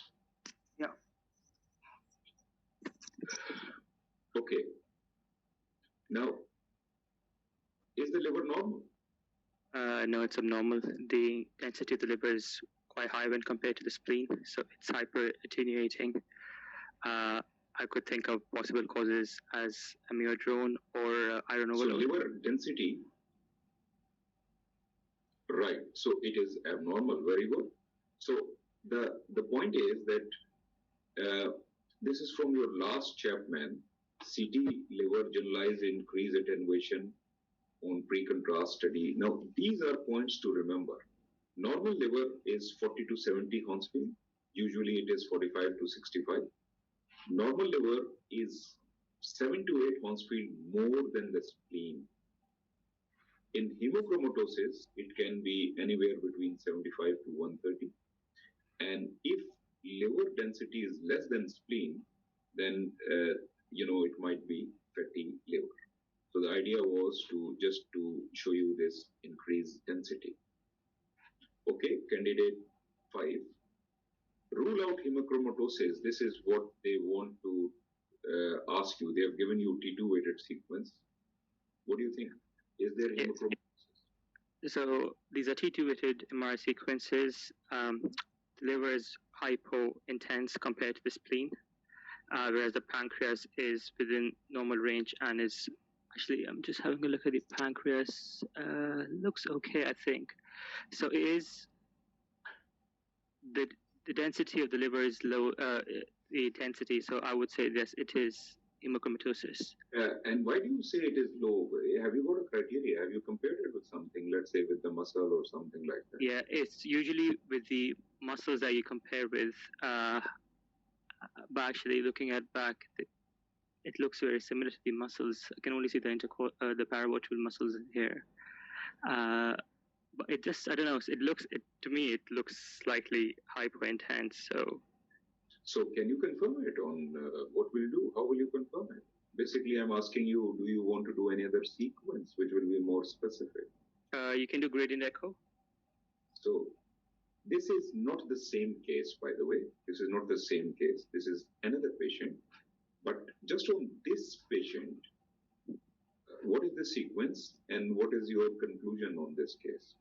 So this looks like a T2 star gradient echo, and I would say this is hemochromatosis because the liver is hypointense compared to the muscles I can see. Okay. This is another patient.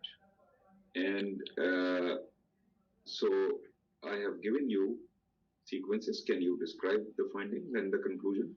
Why, is it hemochromatosis? It is not hemochromatosis. So T2 star demonstrates hypointense liver compared to the surrounding muscles. And the in-phase, out-phase is opposite to what I would see in a fatty liver, suggesting there is iron overload and in keeping with hemochromatosis. Excellent. Okay, so I take over now. Basically, hemochromatosis is an exam case. It has come in the exam. They can show you hemochromatosis with cirrhosis, with HCCs, with, pancreas was a good pertinent point, which was pointed out by candidate 5.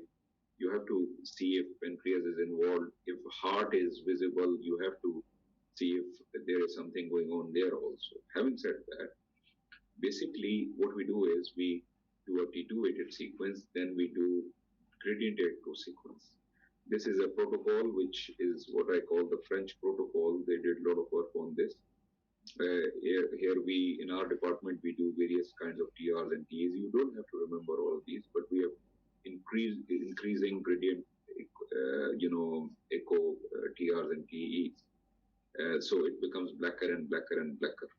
So this is the most sensitive sequence. In this particular example, even on T2, you can see that this is darker as compared to the muscle, but the answer is that gradient echo is much more sensitive. And as was pointed out, that you do in phase and out of phase. And on out of phase, if you see this out of phase, this is brighter as compared to this one, which is what you expect to be seen on a fatty change.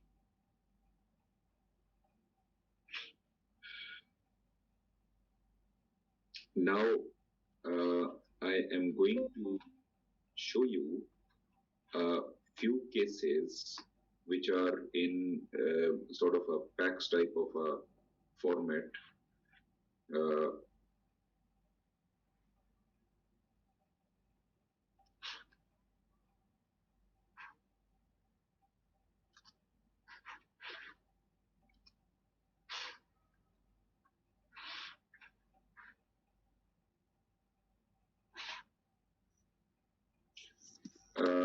Candidate 5, just to make sure that you are seeing what I am seeing. Is there a red slide in front of you? Case 1? Yeah.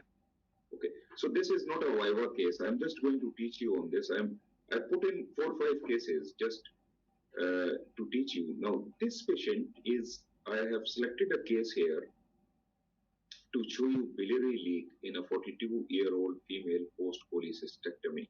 So what happened was that this patient, after the cholecystectomy, was this was the MRCP, and they had put in a drain, so you can see the drain here. You can see that part of the common hepatic duct level is not visible, but that might be because of edema, etc. So there was a lot of fluid and etc. coming out. So there was a bit of bile there also on lab analysis. They knew that something is there. They put this drain there, and then after a while they thought, or they wanted to make sure that there is no further leakage. So and for some reasons they could not do an ERCP, and at that point nuclear scan was not also available. So we did a hepatobiliary specific contrast MRCP.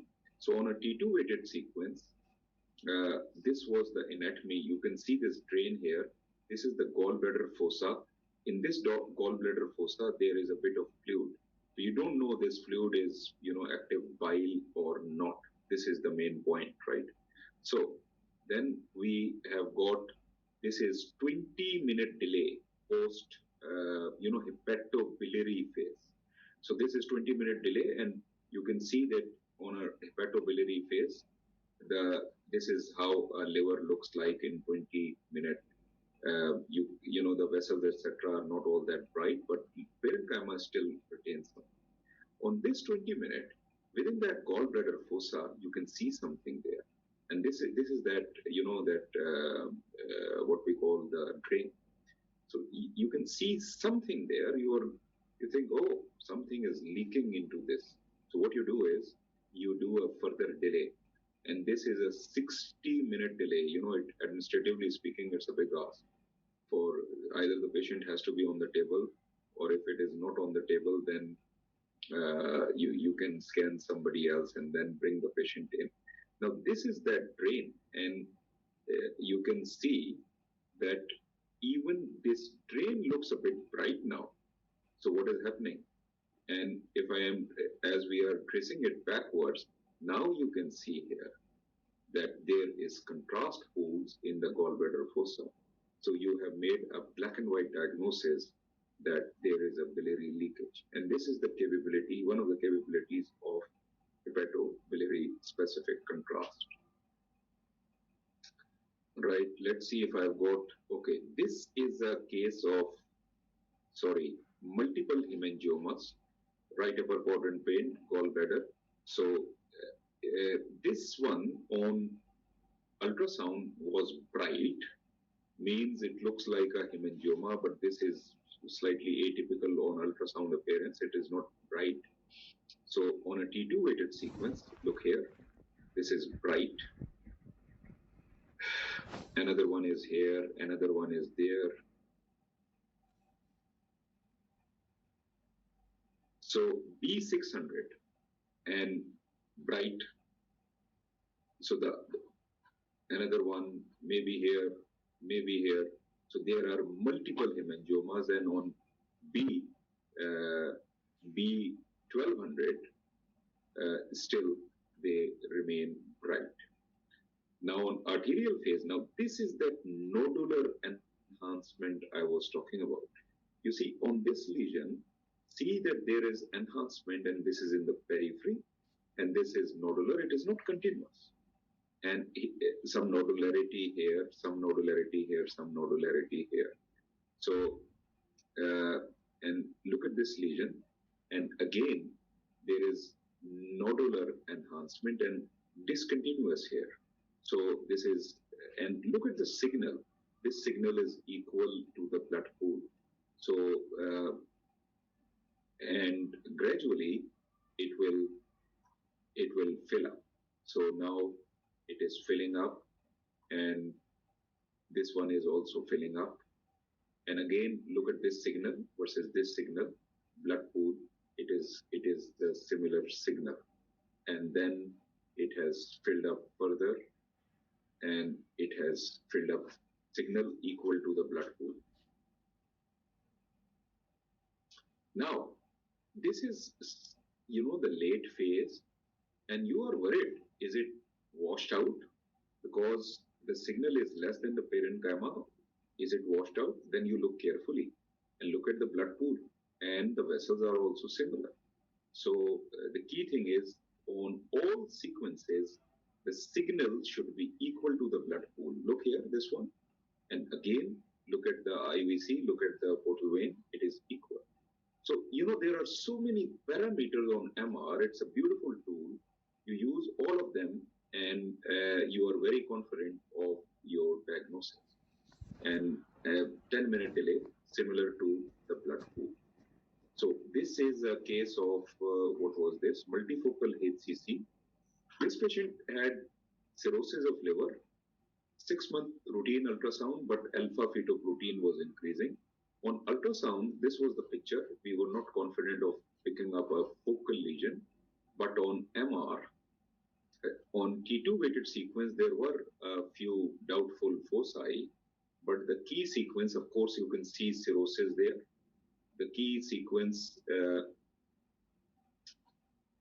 on diffusion, there was a bit of restricted diffusion. For example, here on arterial, look here, 1, 2, 3, 4, 5. I think there were 8 odd lesions, if I'm not wrong. And so they enhanced. So this is the key finding in HCCs, that, and then there should be a washout. You see, it becomes black as compared to the parenchyma. And all of them, they become black. So this is the criteria to diagnose HCC. Look, this one is also becoming black. So, and they are beautifully seen here as, so this phase is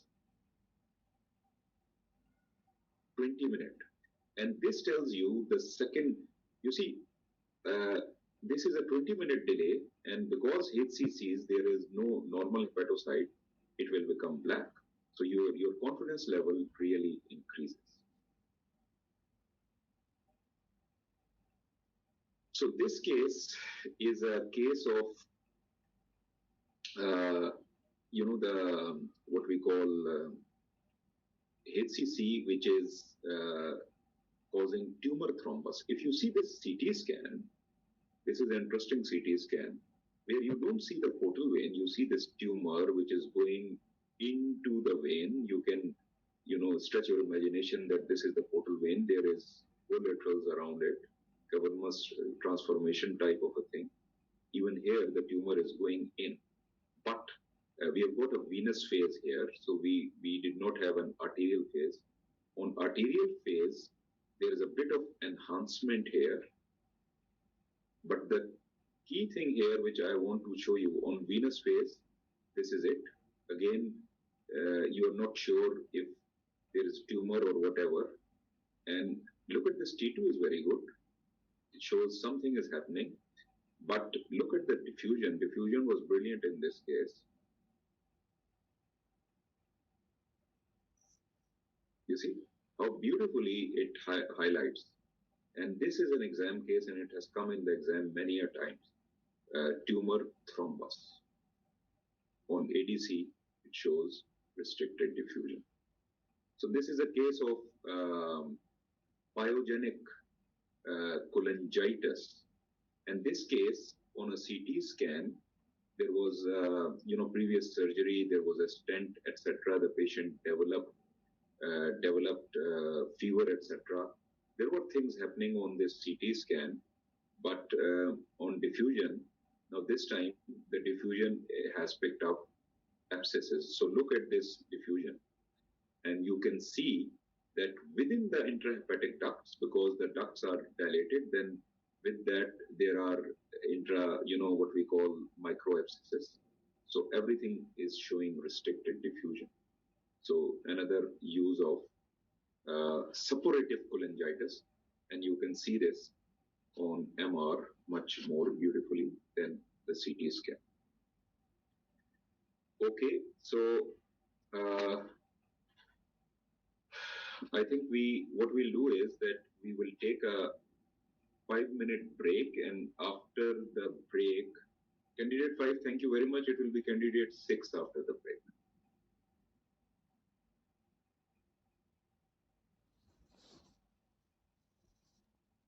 Your exam regarding PTC, please remember that this needle might be there or might not be there. You can just remove the needle and then take the film. So don't think that the needle will always be visible. And another point to remember is that PTCs can only be done when there is dilated intrahepatic system. Otherwise, you cannot do it. So this is a PTC. On the other hand, what is this? ERCP. Okay, so in ERCP, the endoscope that will always be inside the cobra. I call it the cobra. You can see it inside. So they have to be in this position to be able to give you the films. So this is ERCP. What is this?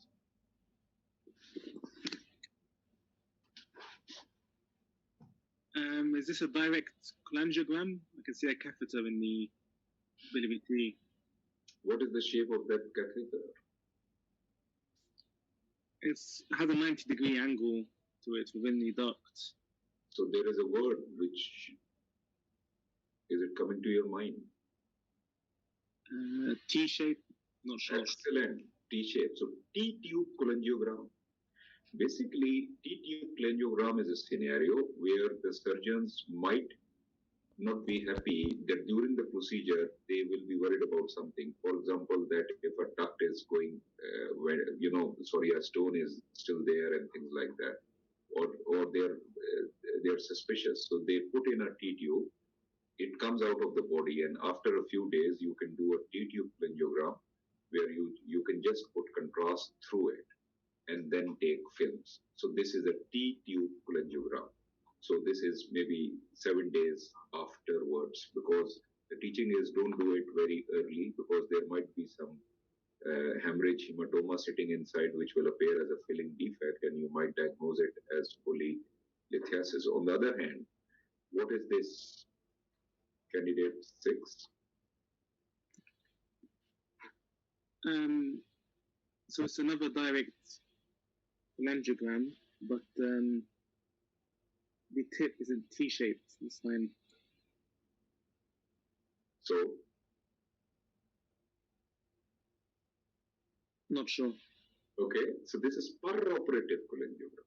You see what is happening? This is a cystic duct. And basically, they have gone in and just, opacified. This is known as a peroperative cholangiogram.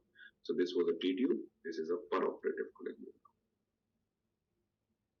Okay, so this is a Viva film for you. What is this and what is the diagnosis? Okay. So this is a T-tube cholangiogram, and the ducts appear to be dilated, and specifically the left and right common hepatic ducts appear to be slightly beaded in appearance. The CVD appears slightly dilated, and there may be a filling defect in the distal CPD. My primary differential for this would be primary biliary sclerosis. Primary biliary sclerosis. Okay, so you see, this is a T-tube cholangiogram. What is happening here is that there is a filling defect here, and this filling defect, there is a meniscus sign. Remember this. This is known as a meniscus sign. Then, more proximally, this is all, of course it is dilated, but, there are no other signs of any other stricture formation, etc. So you might be getting confused because there is a duct system which is projected on this duct system, which is projected on this, and this you are getting this pseudo-beaded type of appearance. It's very simple. This is a T-tube cholangiogram with polylithiasis, a retained stone there, and that was the purpose of this T-tube. And I want you to remember this meniscus sign. Meniscus sign.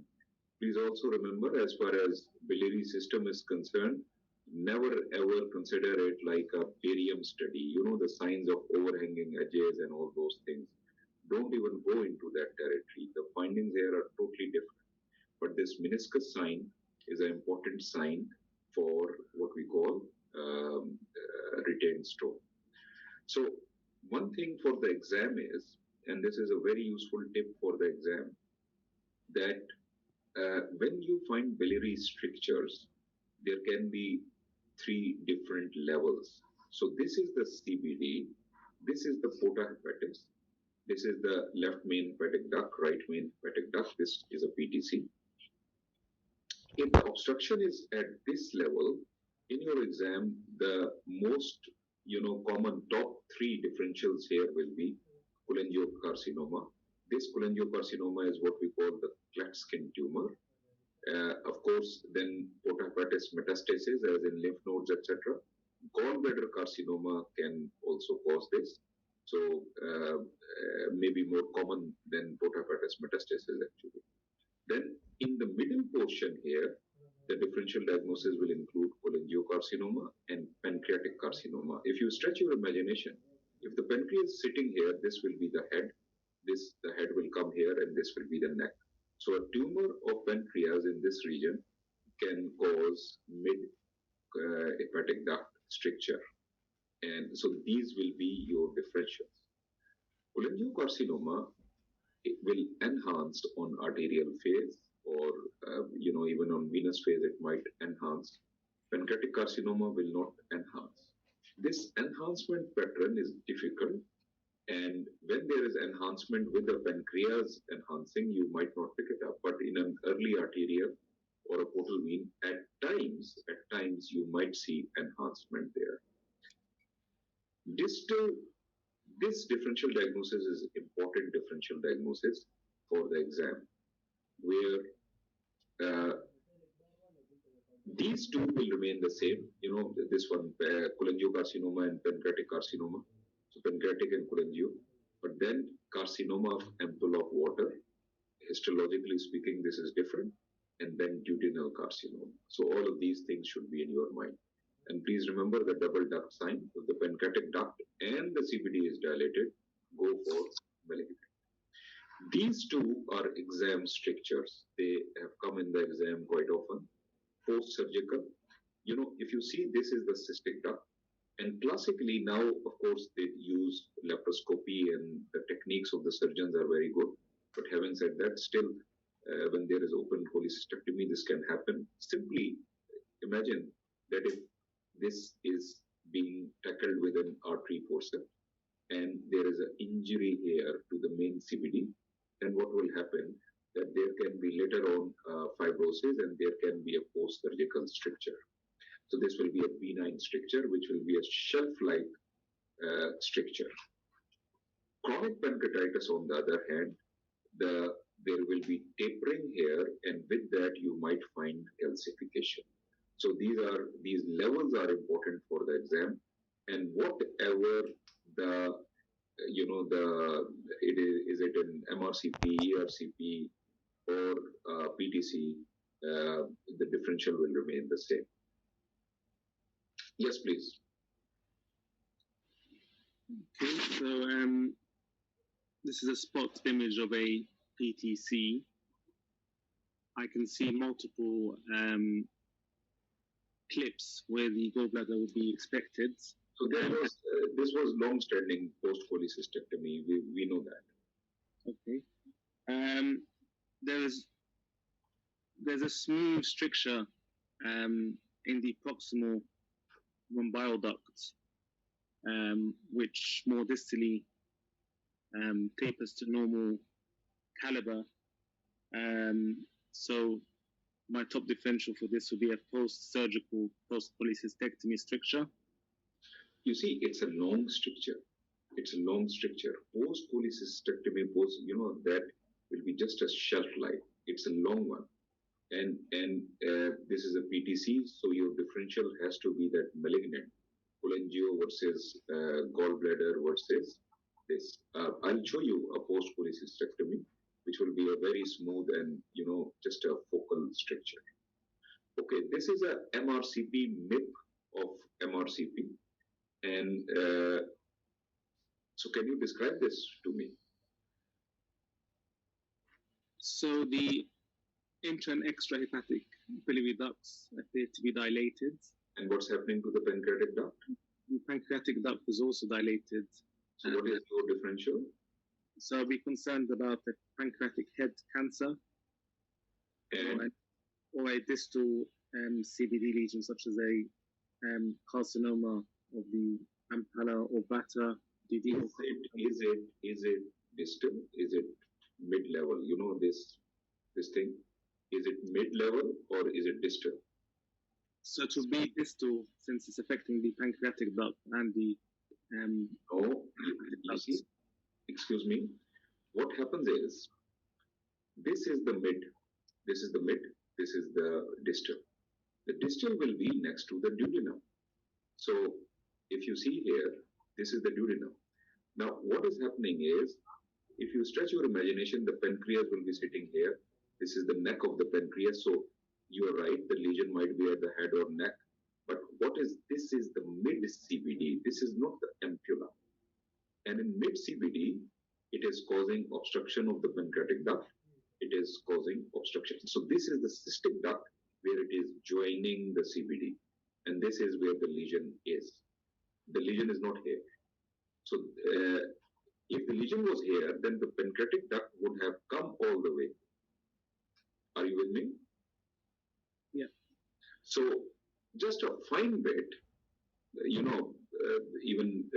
but that fine bit is important to get full marks, because the fine bit is that here the differential is pancreatic carcinoma and cholangiocarcinoma. Here the differential will be different. Here you are, you asked for it. Now you understand what do you think about this one? So the CBD and the pancreatic duct is dilated right to the distal aspects. Yeah. And there appears to be a filling defect next to the duodenum. Yes. So, yeah. So this is classical that, double duct sign, and this is at the ampulla. And here the differential will be cholangiocarcinoma, pancreatic carcinoma, so ampulla of water and duodenum carcinoma. Thank you. And candidate 7, please. Are you with us? If you can raise your hand.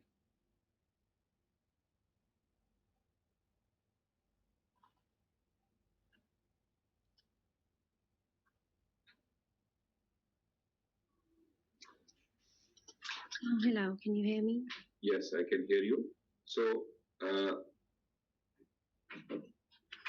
what do you think is this?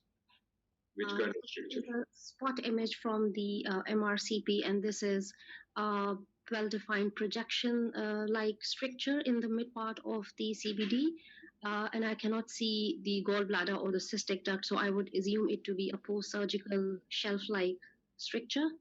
Right, but a bit of fine touch. I think you meant PTC. It is not an MRCP. It is a PTC. Sorry. Yes. Sorry. Yeah. So another thing is that if you look carefully, look here, left and right hepatic duct. So this is just distal to the. It is not exactly the mid. The mid is somewhere here. It is more proximal than that. So otherwise, fine. So this is a classical shelf life, which is post-surgical. And what is this?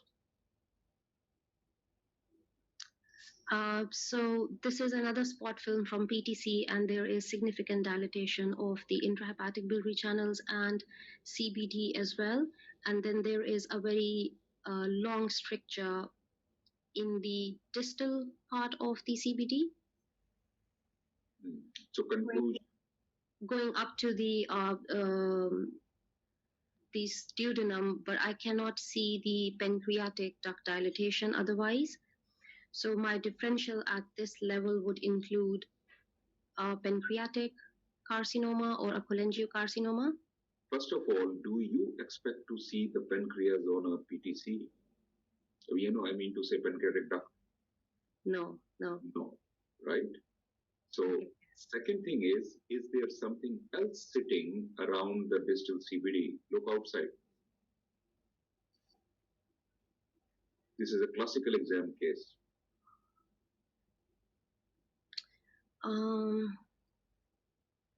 I can see some like faint opacities around. So, stretch of imagination, conclusion. These are calcifications. Calcifications could be, yes. Yeah, so this can be due to the surrounding calcifications or pancreatic calcifications. And conclusion. Or chronic pancreatitis. Yeah, so this is a classical stricture of chronic pancreatitis, where you see the evidence of hair, and it gives us a smooth type of an appearance. A malignant stricture will stop here. You know, this is too classical. In the real world, you know, chronic pancreatitis is a nightmare to differentiate. Particularly, we know that at times there is superadded carcinoma also, because it is associated with chronic pancreatitis. But this stricture, if you read in your textbooks, smooth tapered appearance is how we describe it. And with that, this is classical chronic pancreatitis. If you see this picture, and you know this chronic pancreatitis here, post-surgical up here, and this is the mid.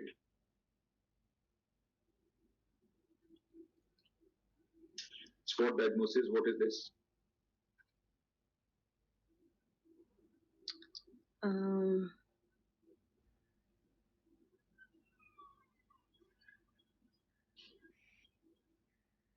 What is this? Okay, so these can be stones. This is the which car comes to your mind? The classical, yes, the Mercedes-Benz sign with the facet. Yeah. Very good. So this is known as Mercedes-Benz sign. There are stones, cholesterol stones. Don't think that this will be seen in each and every stone, which sit in the gallbladder, and the fat is hypodense and gives you this kind of an appearance. Mercedes-Benz sign. Okay, now I will skip this. All of you can understand what's happening, but many a times these kinds of cases have come in the exam, where they will show you an ultrasound of gallbladder or cholelithiasis, and from there they will take you to another film and things like that. So just to highlight that ultrasounds have come in the exam many a times, but I'm sure you will pick that. So this is PTC, where now the needle is not shown. What is your diagnosis? So I can see some filling defects within the gallbladder consistent with gallstones, and then I can see the dilated cystic duct filling defect within the neck or cystic duct, and then further down there is a very well-defined filling defect at the distal end with a meniscal sign. So this would be in keeping with cholelithiasis with stones. So very good, well done. This is easy and similar findings, but different case. And here you can see that there is a stone here. There are multiple stones in the CBD. There are stones in the gallbladder. Nothing special in this case. Yes, please. So I'm presented with selected CT images, portovenous phase, contrast enhanced. The most significant abnormality that I can see is intrahepatic biliary channel dilatation involving both right and left lobes. And if the gallbladder is also a bit distended with mild pericholecystic edema as well.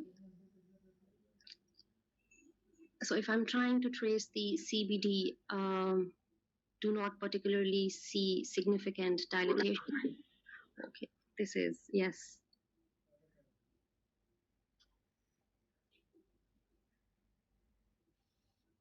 So what is this? So there is a bit of enhancement within the dilated CBD. Right, so? This would suggest that there is an enhancing lesion within the CBD, which could be enhancing mass, or otherwise. How can you discriminate between enhancing mass or stone?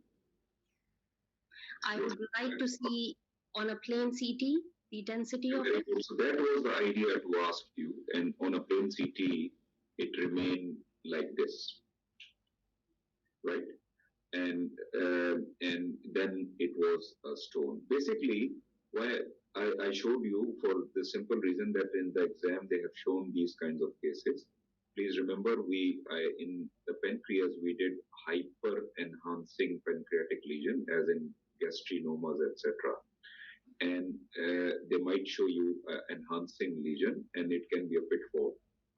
So this time I have shown you a stone actually, and you have tackled it fine. That it might be, I want to see a non-enhanced image to be able to confirm it. In this case, it was a stone.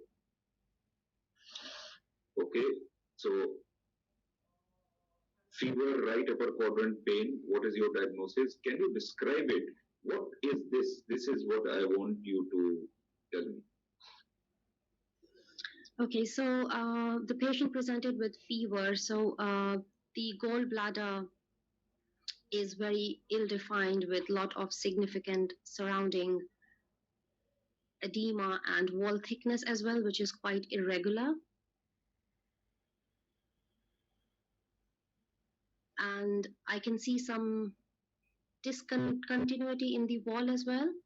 Okay. I would suspect this to be a complicated cholecystitis with gangrenous or ruptured. Okay, well done. And then the this area, which is, I mean, I cannot see if it's adjacent to this, but in my normal practice would see if it's continuous. So this may represent an abscess. Actually, this was my question, that how will you describe this? If you see, it is enhancing. It is otherwise you have tackled it perfectly well. This is a phlegmon, and this is just inflammation which is enhancing. Abscess you will call when it will not enhance. So this is otherwise it's perfect. There is acute cholecystitis with rupture, etc.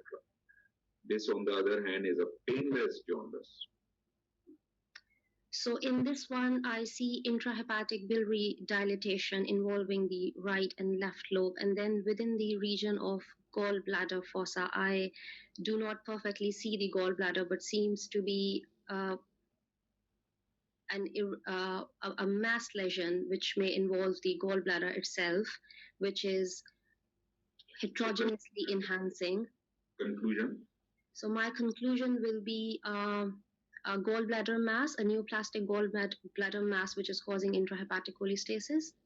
Okay, so this is the ERCP of the same case, and basically, if you see that there is a stricture here, and then there is, if you see, this is the porta hepatis, and just distal to that.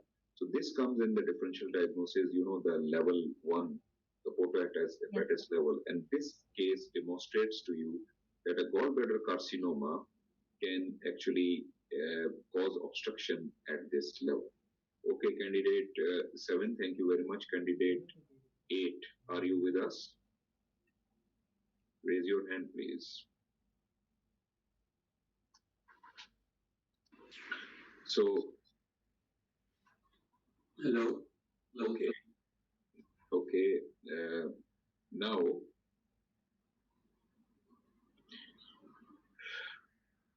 Now, if you see, this is the gallbladder. There is a stone sitting in the neck of the gallbladder, which is here. And then there is intrahepatic duct dilatation. What comes to your mind? Meredzi syndrome. Okay, so what do you think? Yes, this.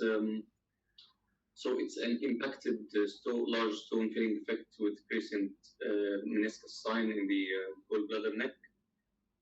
It's compressing but not totally obstructing the gallbladder, the CVD, given the dilatation of the intrahepatic biliary tree, but there is contrast going down the distal CVD. Okay, so Meredzi syndrome has come in the exam quite a few times. Any modality can be asked.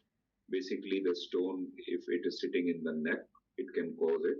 If it goes into the cystic duct, it can cause it.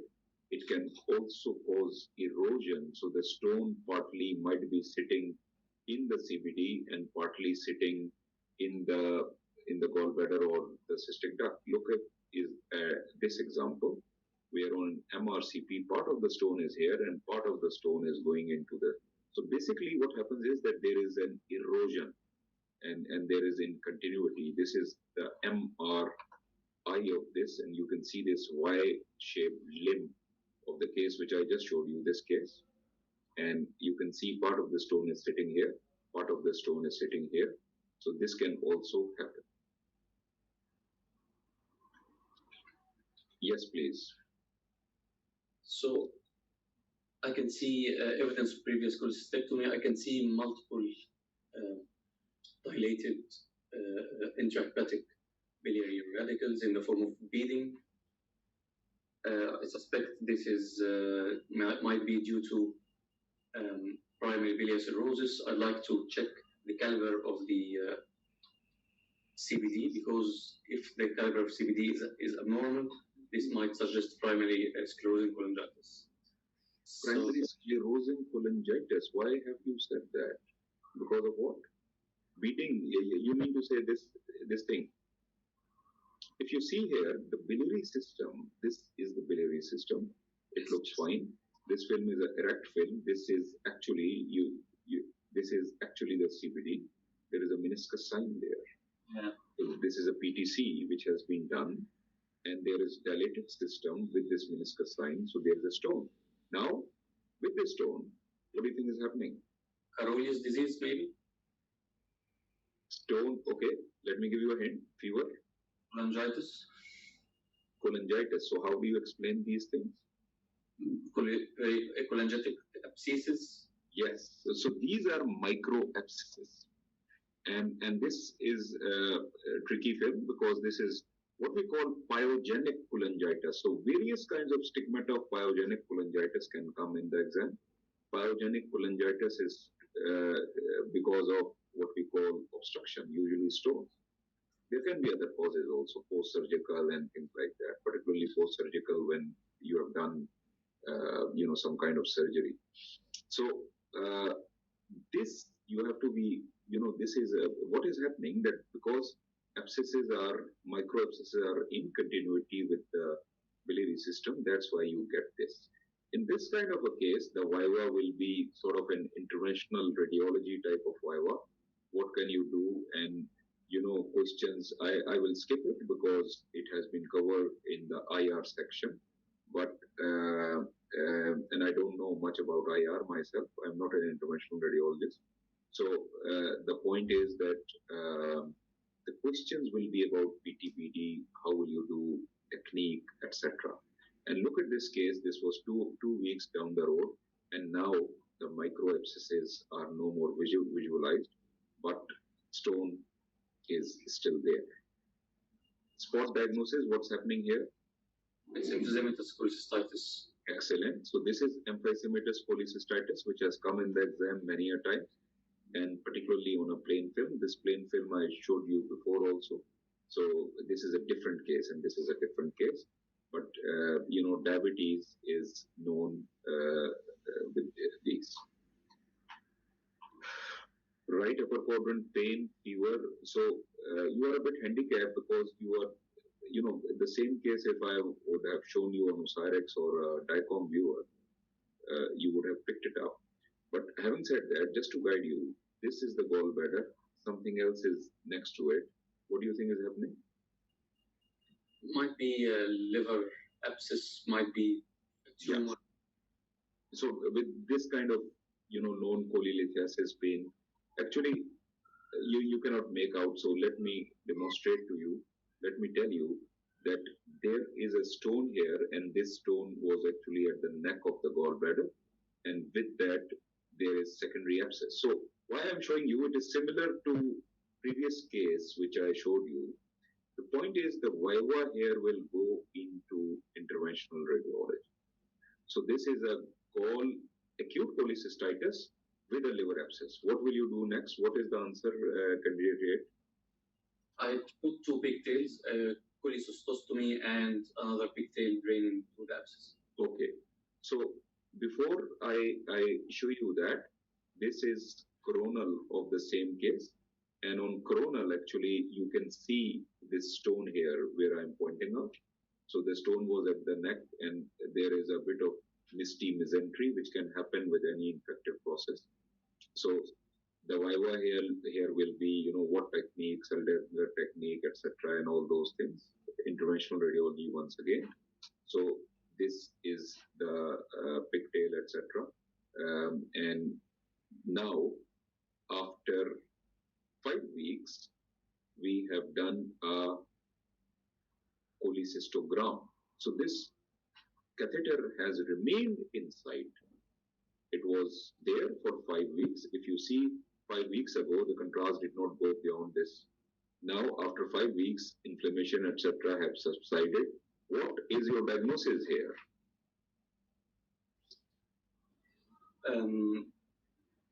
So there is improvement of the edema, and now there is communication with the intrahepatic biliary tree.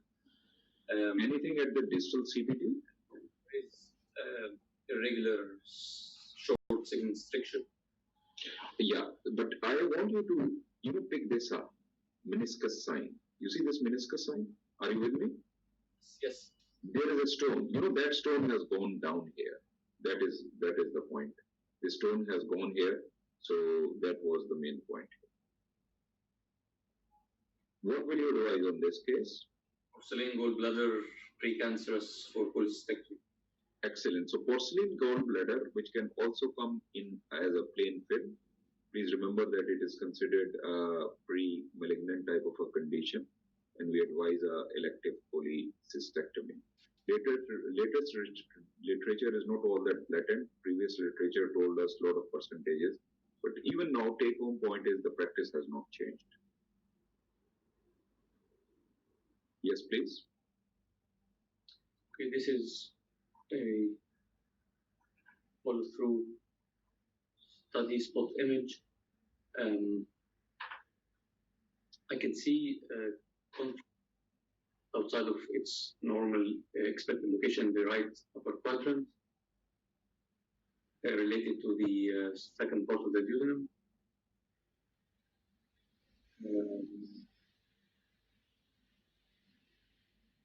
I can also see small rounded or oval density projected on the right upper quadrant. Yes, this is the abnormal. And there is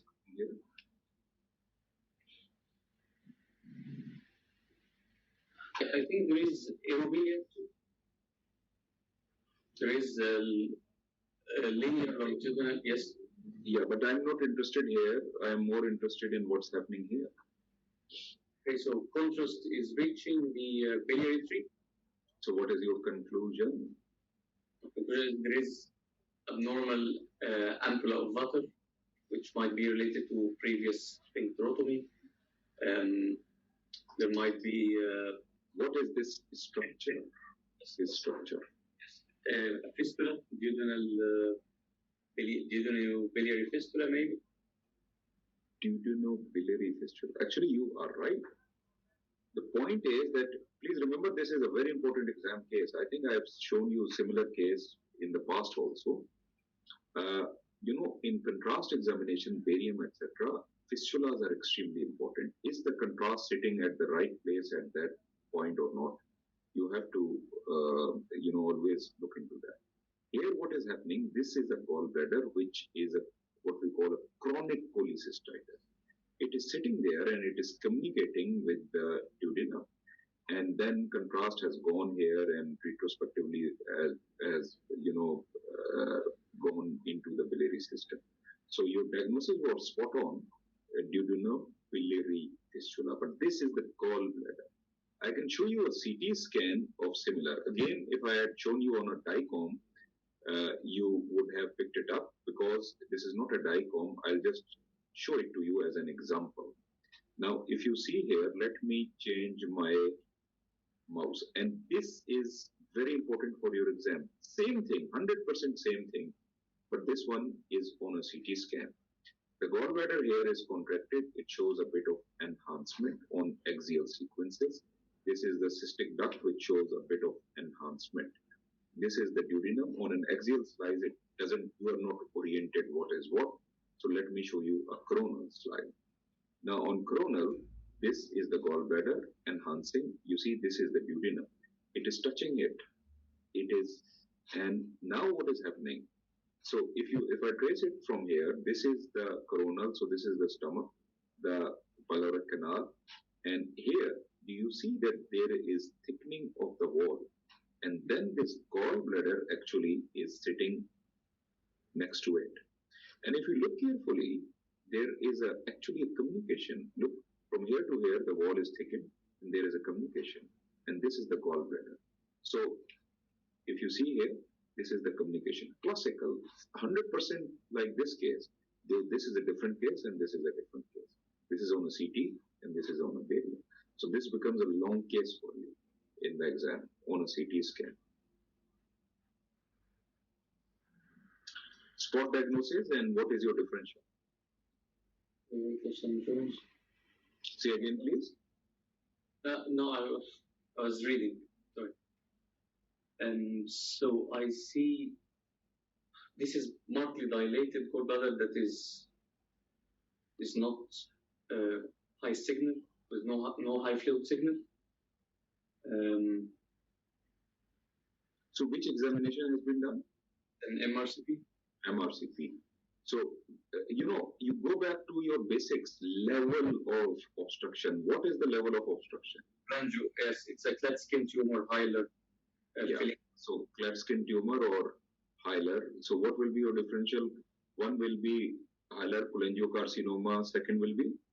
Gallbladder carcinoma, third gallbladder carcinoma. Excellent. And third will be? POTA, passive, hepatic metastasis. Lymph nodes, right? Yes. Okay, well done. So, candidate 9, are you with us?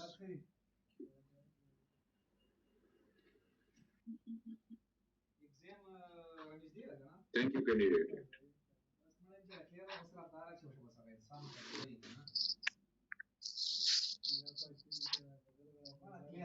Just give me, this is a PTC examination, mid CBD stricture. What will be your differential in this case? My differential would be cholangiocarcinoma or pancreatic carcinoma. Excellent. Well done.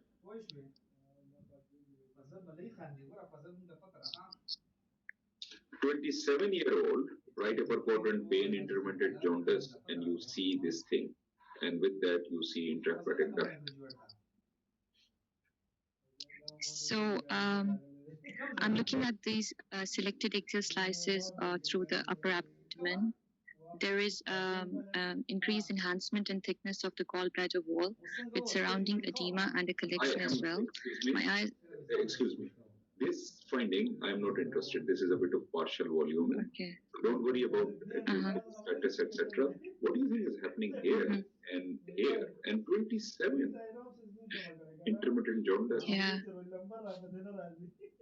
So there appears to be a large low attenuation cystic area that is at the head of the at the region of the head of the pancreas, and there is intrahepatic biliary tree dilatation as well. So I'm thinking that there could be some obstruction which is causing, and this lesion is causing some obstruction to the intrahepatic biliary tree as well. So this is too much, isn't it? It's very big lesion, cystic lesion, and it's just 27 years. So and this lesion hasn't got any solid component as well. There isn't any calcification within it. I'm thinking that this could be based on the location. I'm thinking this could be a cyst within the pancreas, maybe. And can it be a cyst of the CBD itself? Yeah, it can be a cyst of the CBD as well. And this is like the choledochal cyst. Yeah. Okay. So this is an ultrasound examination of the same case, and this is an MRCP examination. So the point is that, you see, on a CT scan it becomes very difficult, and you have to think what it is. Scenario is also, but let's revise the choledochal cysts. And out of these choledochal cysts, Three of them have come in the exam very often.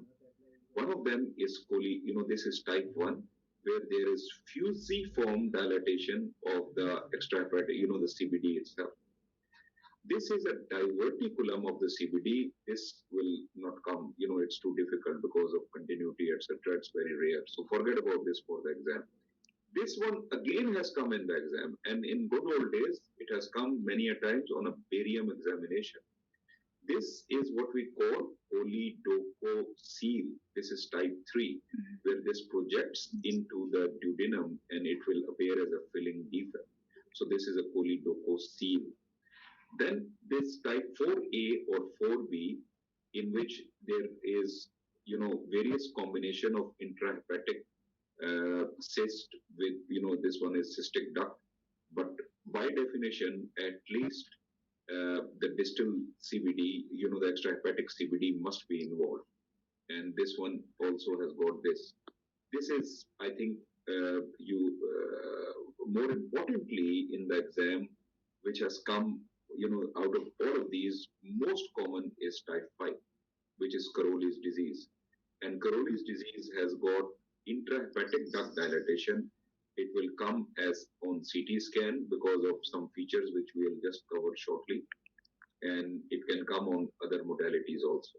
So I repeat, type 1, out of this, type 5 is most important.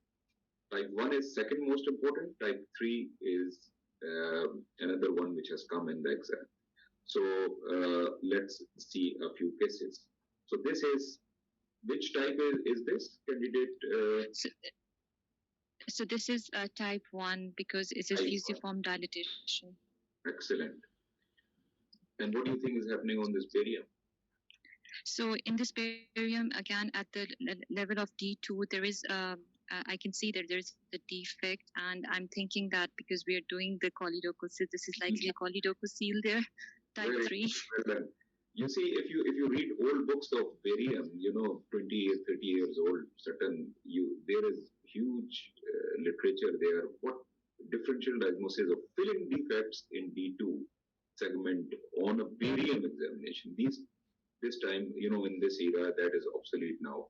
But having said that, one of them is polydococele. Look at it, how beautiful it is. So what do you mean? What I mean is that the mucosal pattern, etc., is normal, and there is an indentation. And then on this,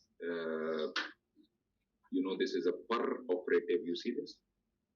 It is going here, and it has refluxed into the pancreatic duct also. You can see this polydococele. Polydococele, this distal end is, in old books, we used to call it cobra head appearance. Now, in the new books, we have changed the snake to adder head appearance, whatever you want to call it. This is an MRCP with filling defect. This is a type 4, and I just wanted to show you one from StatDX, because in type 4, there is intrahepatic duct dilatation and but by definition, excuse me, the extrahepatic duct will also be dilated. For me, it's not very important for the exam, type 4. Yes, please.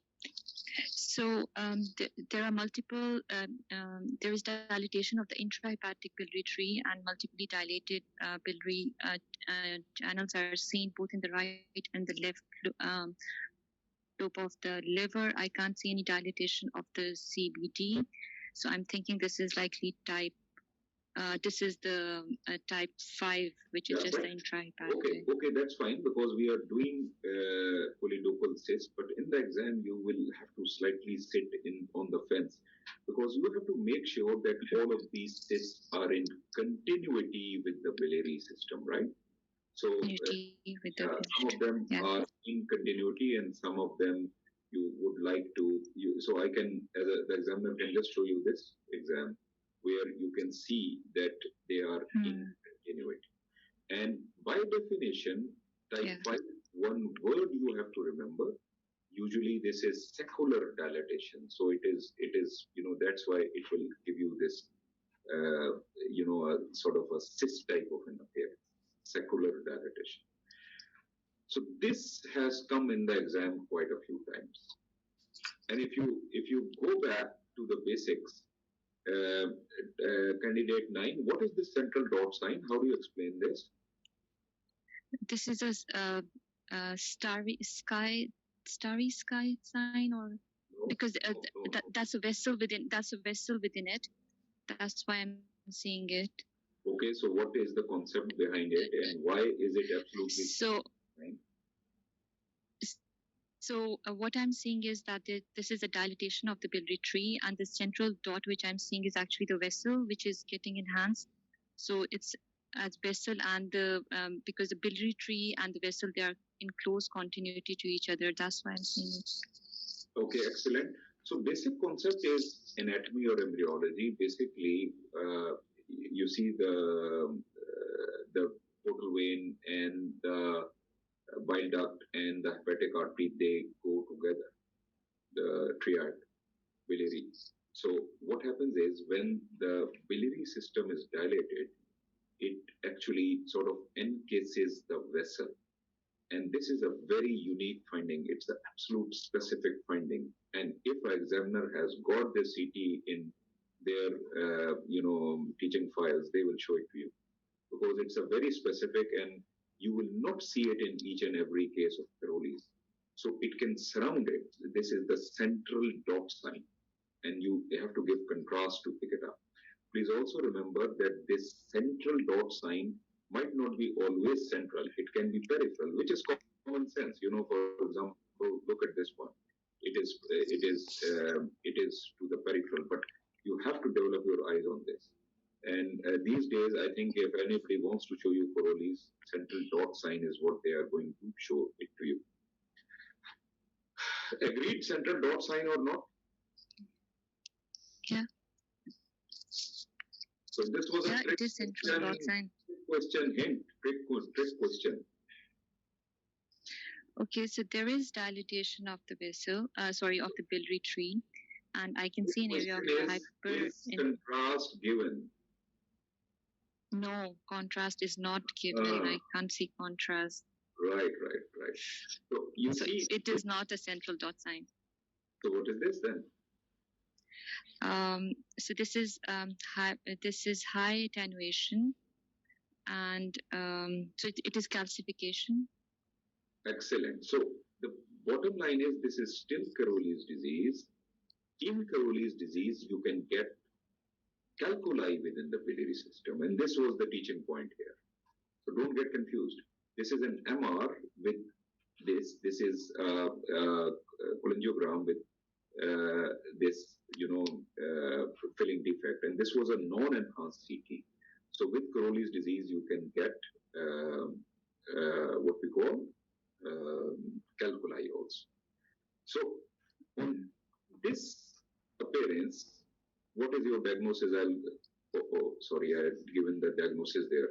So what is your diagnosis? Multiple small cysts, most of them about 5 millimeter or less.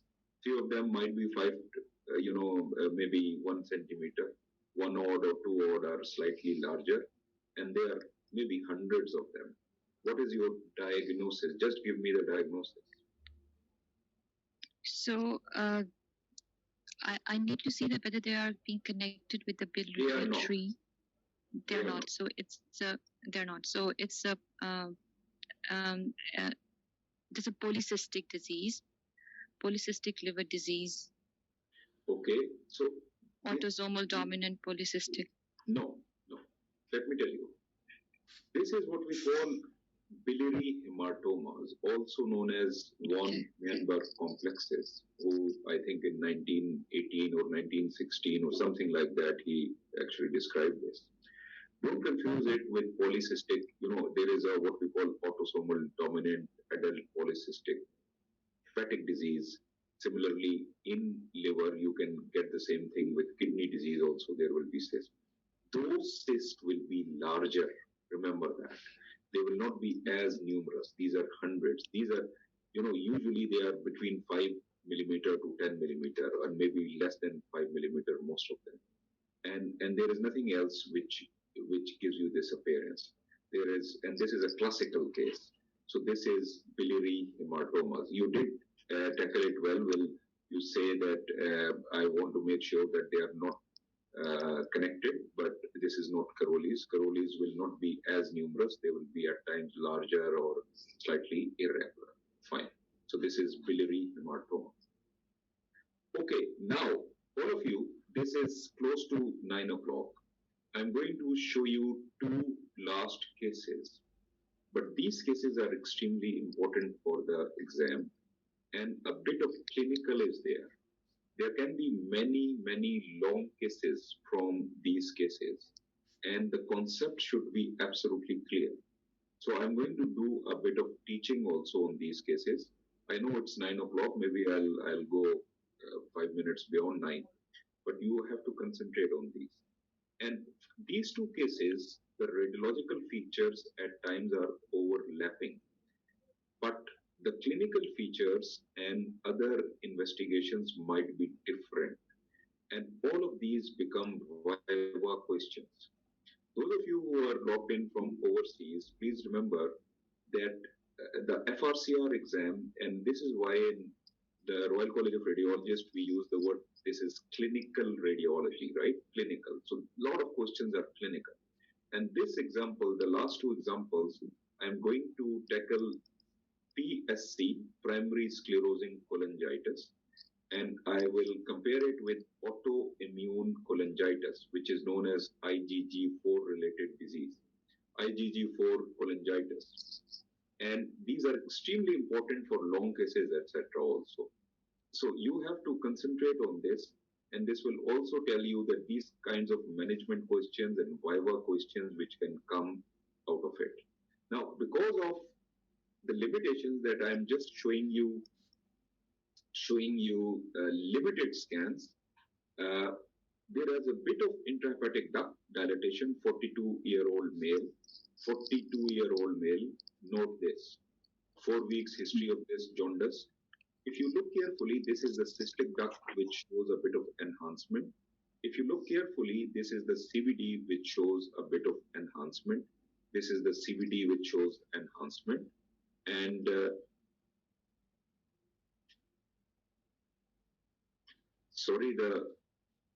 this one. Now, if you see, this is the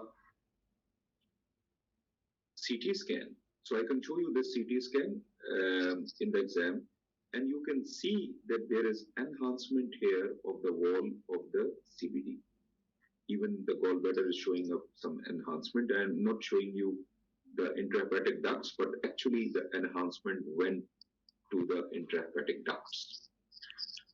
Now, with this enhancement, candidate 9, what is your differential?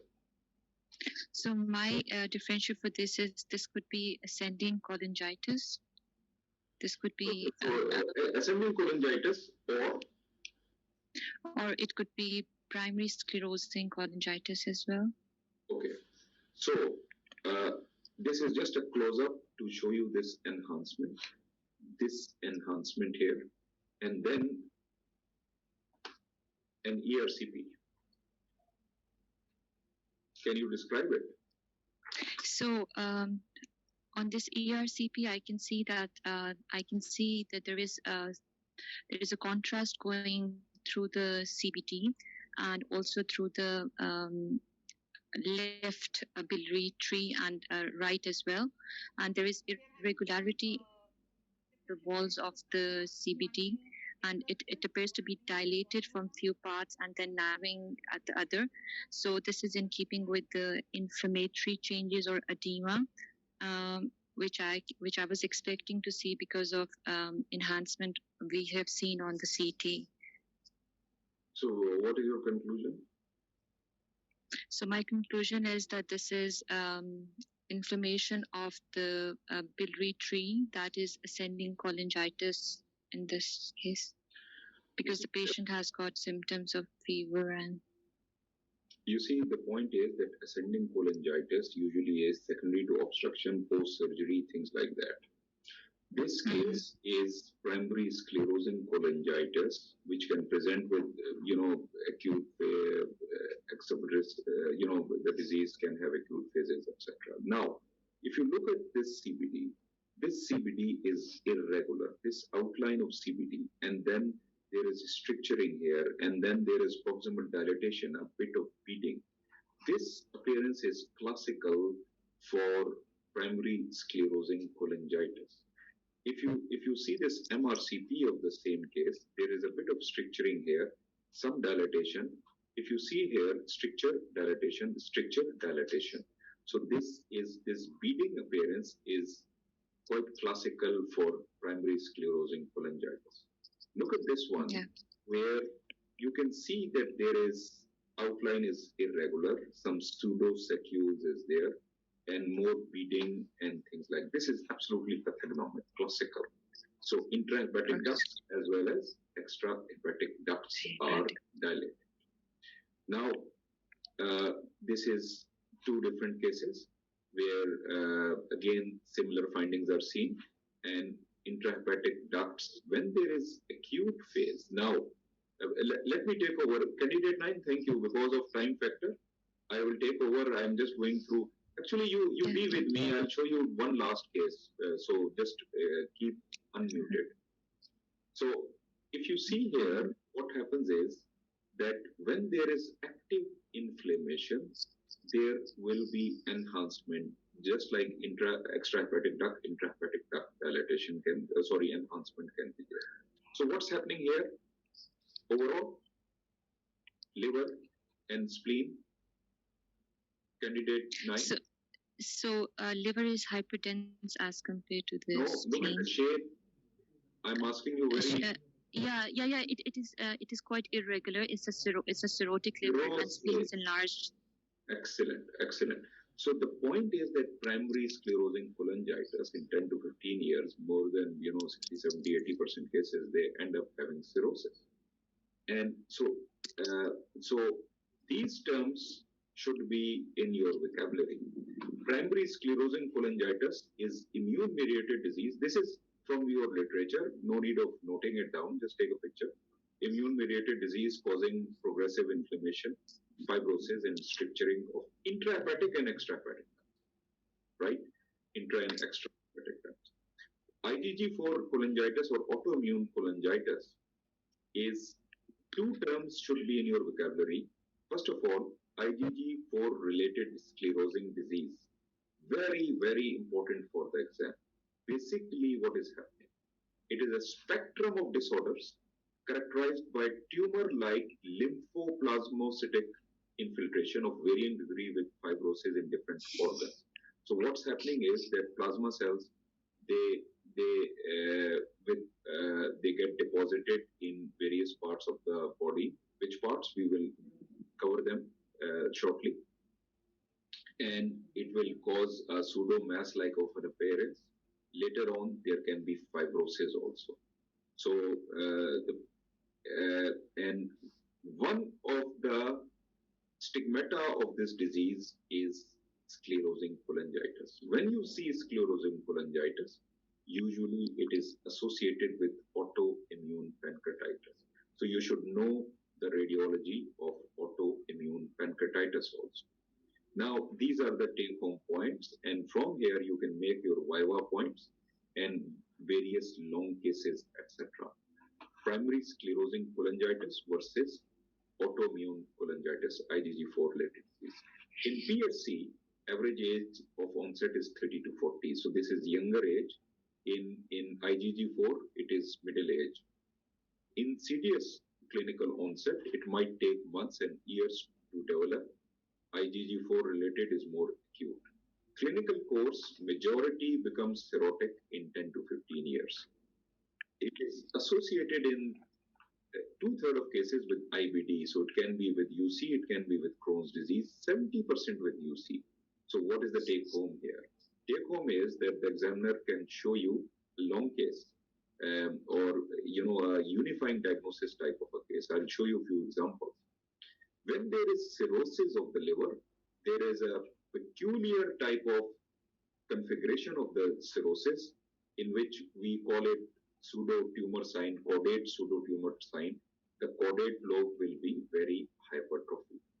And there is a risk of secondary cholangiocarcinomas, 10 to 15%. But in IgG4 related disease, there is no risk of secondary cholangiocarcinoma. Look at these examples from literature. Caudate lobe hypertrophy too much. And this is a pseudo-tumor sign. Then this kind of a case can come with, as I told you that in UC or Crohn's disease, there can be fat deposition, submucosal fat deposition, or proctitis here. So you can give a unifying diagnosis. And then this is an MR, which shows enhancement of intrahepatic biliary system. This one is a secondary cholangiocarcinoma. Once you know this, you can make all of this together. And this is very, very important. Now, on the other hand, in autoimmune cholangitis, what is happening? That 5th to 6th decade, sudden onset, and association with autoimmune pancreatitis is very common. And this is a Viva question, by the way. This has been asked in the Viva. So you have to understand, even in head and neck, they will ask you the same question. What is the diagnosis? Diagnosis is based on combination of imaging, histopath, if you can get a biopsy, serology, where IgG4 markers will be increased, and also clinical response. For example, in orbital pseudotumor, you just give steroids or azathioprine at times, and clinically the patient will become better. It's a therapeutic trial also. Clinical course is variable, but it can improve spontaneously also. 50% can relapse. Malignancy, no known risk of malignancy. So if you see this case, this is a classical exam case where you will see enhancement of the CBD and then the features of autoimmune pancreatitis. And this is the stricture. But the stricture is not pathognomic because this stricture can also be seen in other conditions. With autoimmune pancreatitis, it becomes pathognomic. So other things which, this is an extremely important concept. This is straight from StatDX. What I have done is I have just cut and pasted here. Simple as that. So you can read it from StatDX or any other resource. And the point is that out of this, there will be many, many Viva scenarios, many, many long cases, if you remember this. IgG4 related disease, or what are the most common organs which are involved? First of all, autoimmune pancreatitis, then sclerosing cholangitis, then sialadenitis, which is salivary glands, nephritis, lymphadenopathy. Less common, cholecystitis, orbital pseudotumor, classical exam case. We will come back to this when we do head and neck. Dacroadenitis, this is not for you, for the exam. Retroperitoneal fibrosis, it has come in the exam so often. Thyroiditis, and pneumonitis, sclerosing mesenteritis, that hazy mesentery, misty mesentery. So all of these things can happen. So you have to remember this. And the book tells you that 60 to 90% have multiple organs involved. So if you know this concept, you can make your long cases out of it. Look at this case. This is enhancement, and with that, signs of autoimmune pancreatitis. On a biopsy, what you can find is that you can find plasma cells, immunohistochemical staining is there, and you can see IgG4, evidence here. So this is how you diagnose it, and there can be Viva question. And one final point is autoimmune pancreatitis. I realize that this is 9:10 in the night, but this is the final learning point, and then I'll show you a case and we'll finish. So if you can concentrate on autoimmune pancreatitis, what are the radiological findings of autoimmune pancreatitis? The pancreas will be bulky. It will be classical, this sausage shape or comma shape. It is, and then there will be a pseudo capsule. This pseudo capsule will be low density on a CT, high intensity on an MR, and it can enhance. This pseudo capsule actually is what we call fibrosis, and so it is not fluid; it is fibrosis, pseudo capsule, and then at times enhancement will be less than rest of the parenchyma, like this. So these are the classical signs of acute pancreatitis, and with that, if you see dilatation of CVD, then this is autoimmune pancreatitis and autoimmune cholangitis together. So last case of the day, candidate 9. This case presented with inguinal and axillary lymph adenopathy, night sweats, loss of appetite. On a CT scan, we picked up axillary lymph adenopathy, mediastinal lymph adenopathy, hilar lymph adenopathy, mediastinal here also, and retroperitoneal lymph adenopathy, inguinal lymph adenopathy here. What do you think is happening to the pancreas? Pancreas is swollen, is sausage shaped, and there is a bit of pancreatic duct dilatation as well. And so I'm thinking that, but I cannot see any, yes, and there is no halo around the pancreas. I'm thinking IgG4 disease. Yeah, of course, it becomes very difficult in the real world. We reported it as possible lymphoma actually. And you can understand that nobody looked at the pancreas very carefully. And we just reported it as, lymphoma as the first. And we did a PET scan. And this is the PET scan. What do you think is happening in the pancreas? Over to you. So the pancreas is very hot on the PET scan, showing FTD activity. So this means that there is some inflammatory process going within the pancreas, and the lymph nodes are also showing increased uptake with FTG. And what is it? So these all, when we are tying up them together, this is IgG4 disease. Right. So you see, it becomes a beautiful case, unifying diagnosis. Nothing else in the, there was nothing on the pancreas as far as a mass or something. Whole of the pancreas is enhancing. And everything else is enhancing. But if you look carefully, this is the location of the distal CVD, and that is also showing uptake.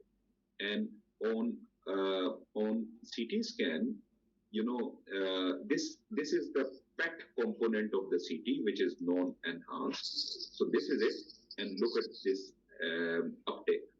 And on retrospective analysis, which I cannot show it to you very well on this, one can argue that there was subtle enhancement of the distal CVD correlating with this. So it's a beautiful case. So this case can come in the exam, Hawaii is whole of the pancreas on fire. So this is autoimmune cholangitis or autoimmune pancreatitis. Okay, thank you very much, candidate 9. Thank you. And thank you very much, all of you. I urge you to, the feedback is on your, in front of you. So I urge you to give maximum feedbacks, as I urge you always, which is very important for us to collect feedbacks as evidence of teaching. Without feedbacks, there is no teaching. This is our concept. And you can also suggest something if you want in your feedbacks.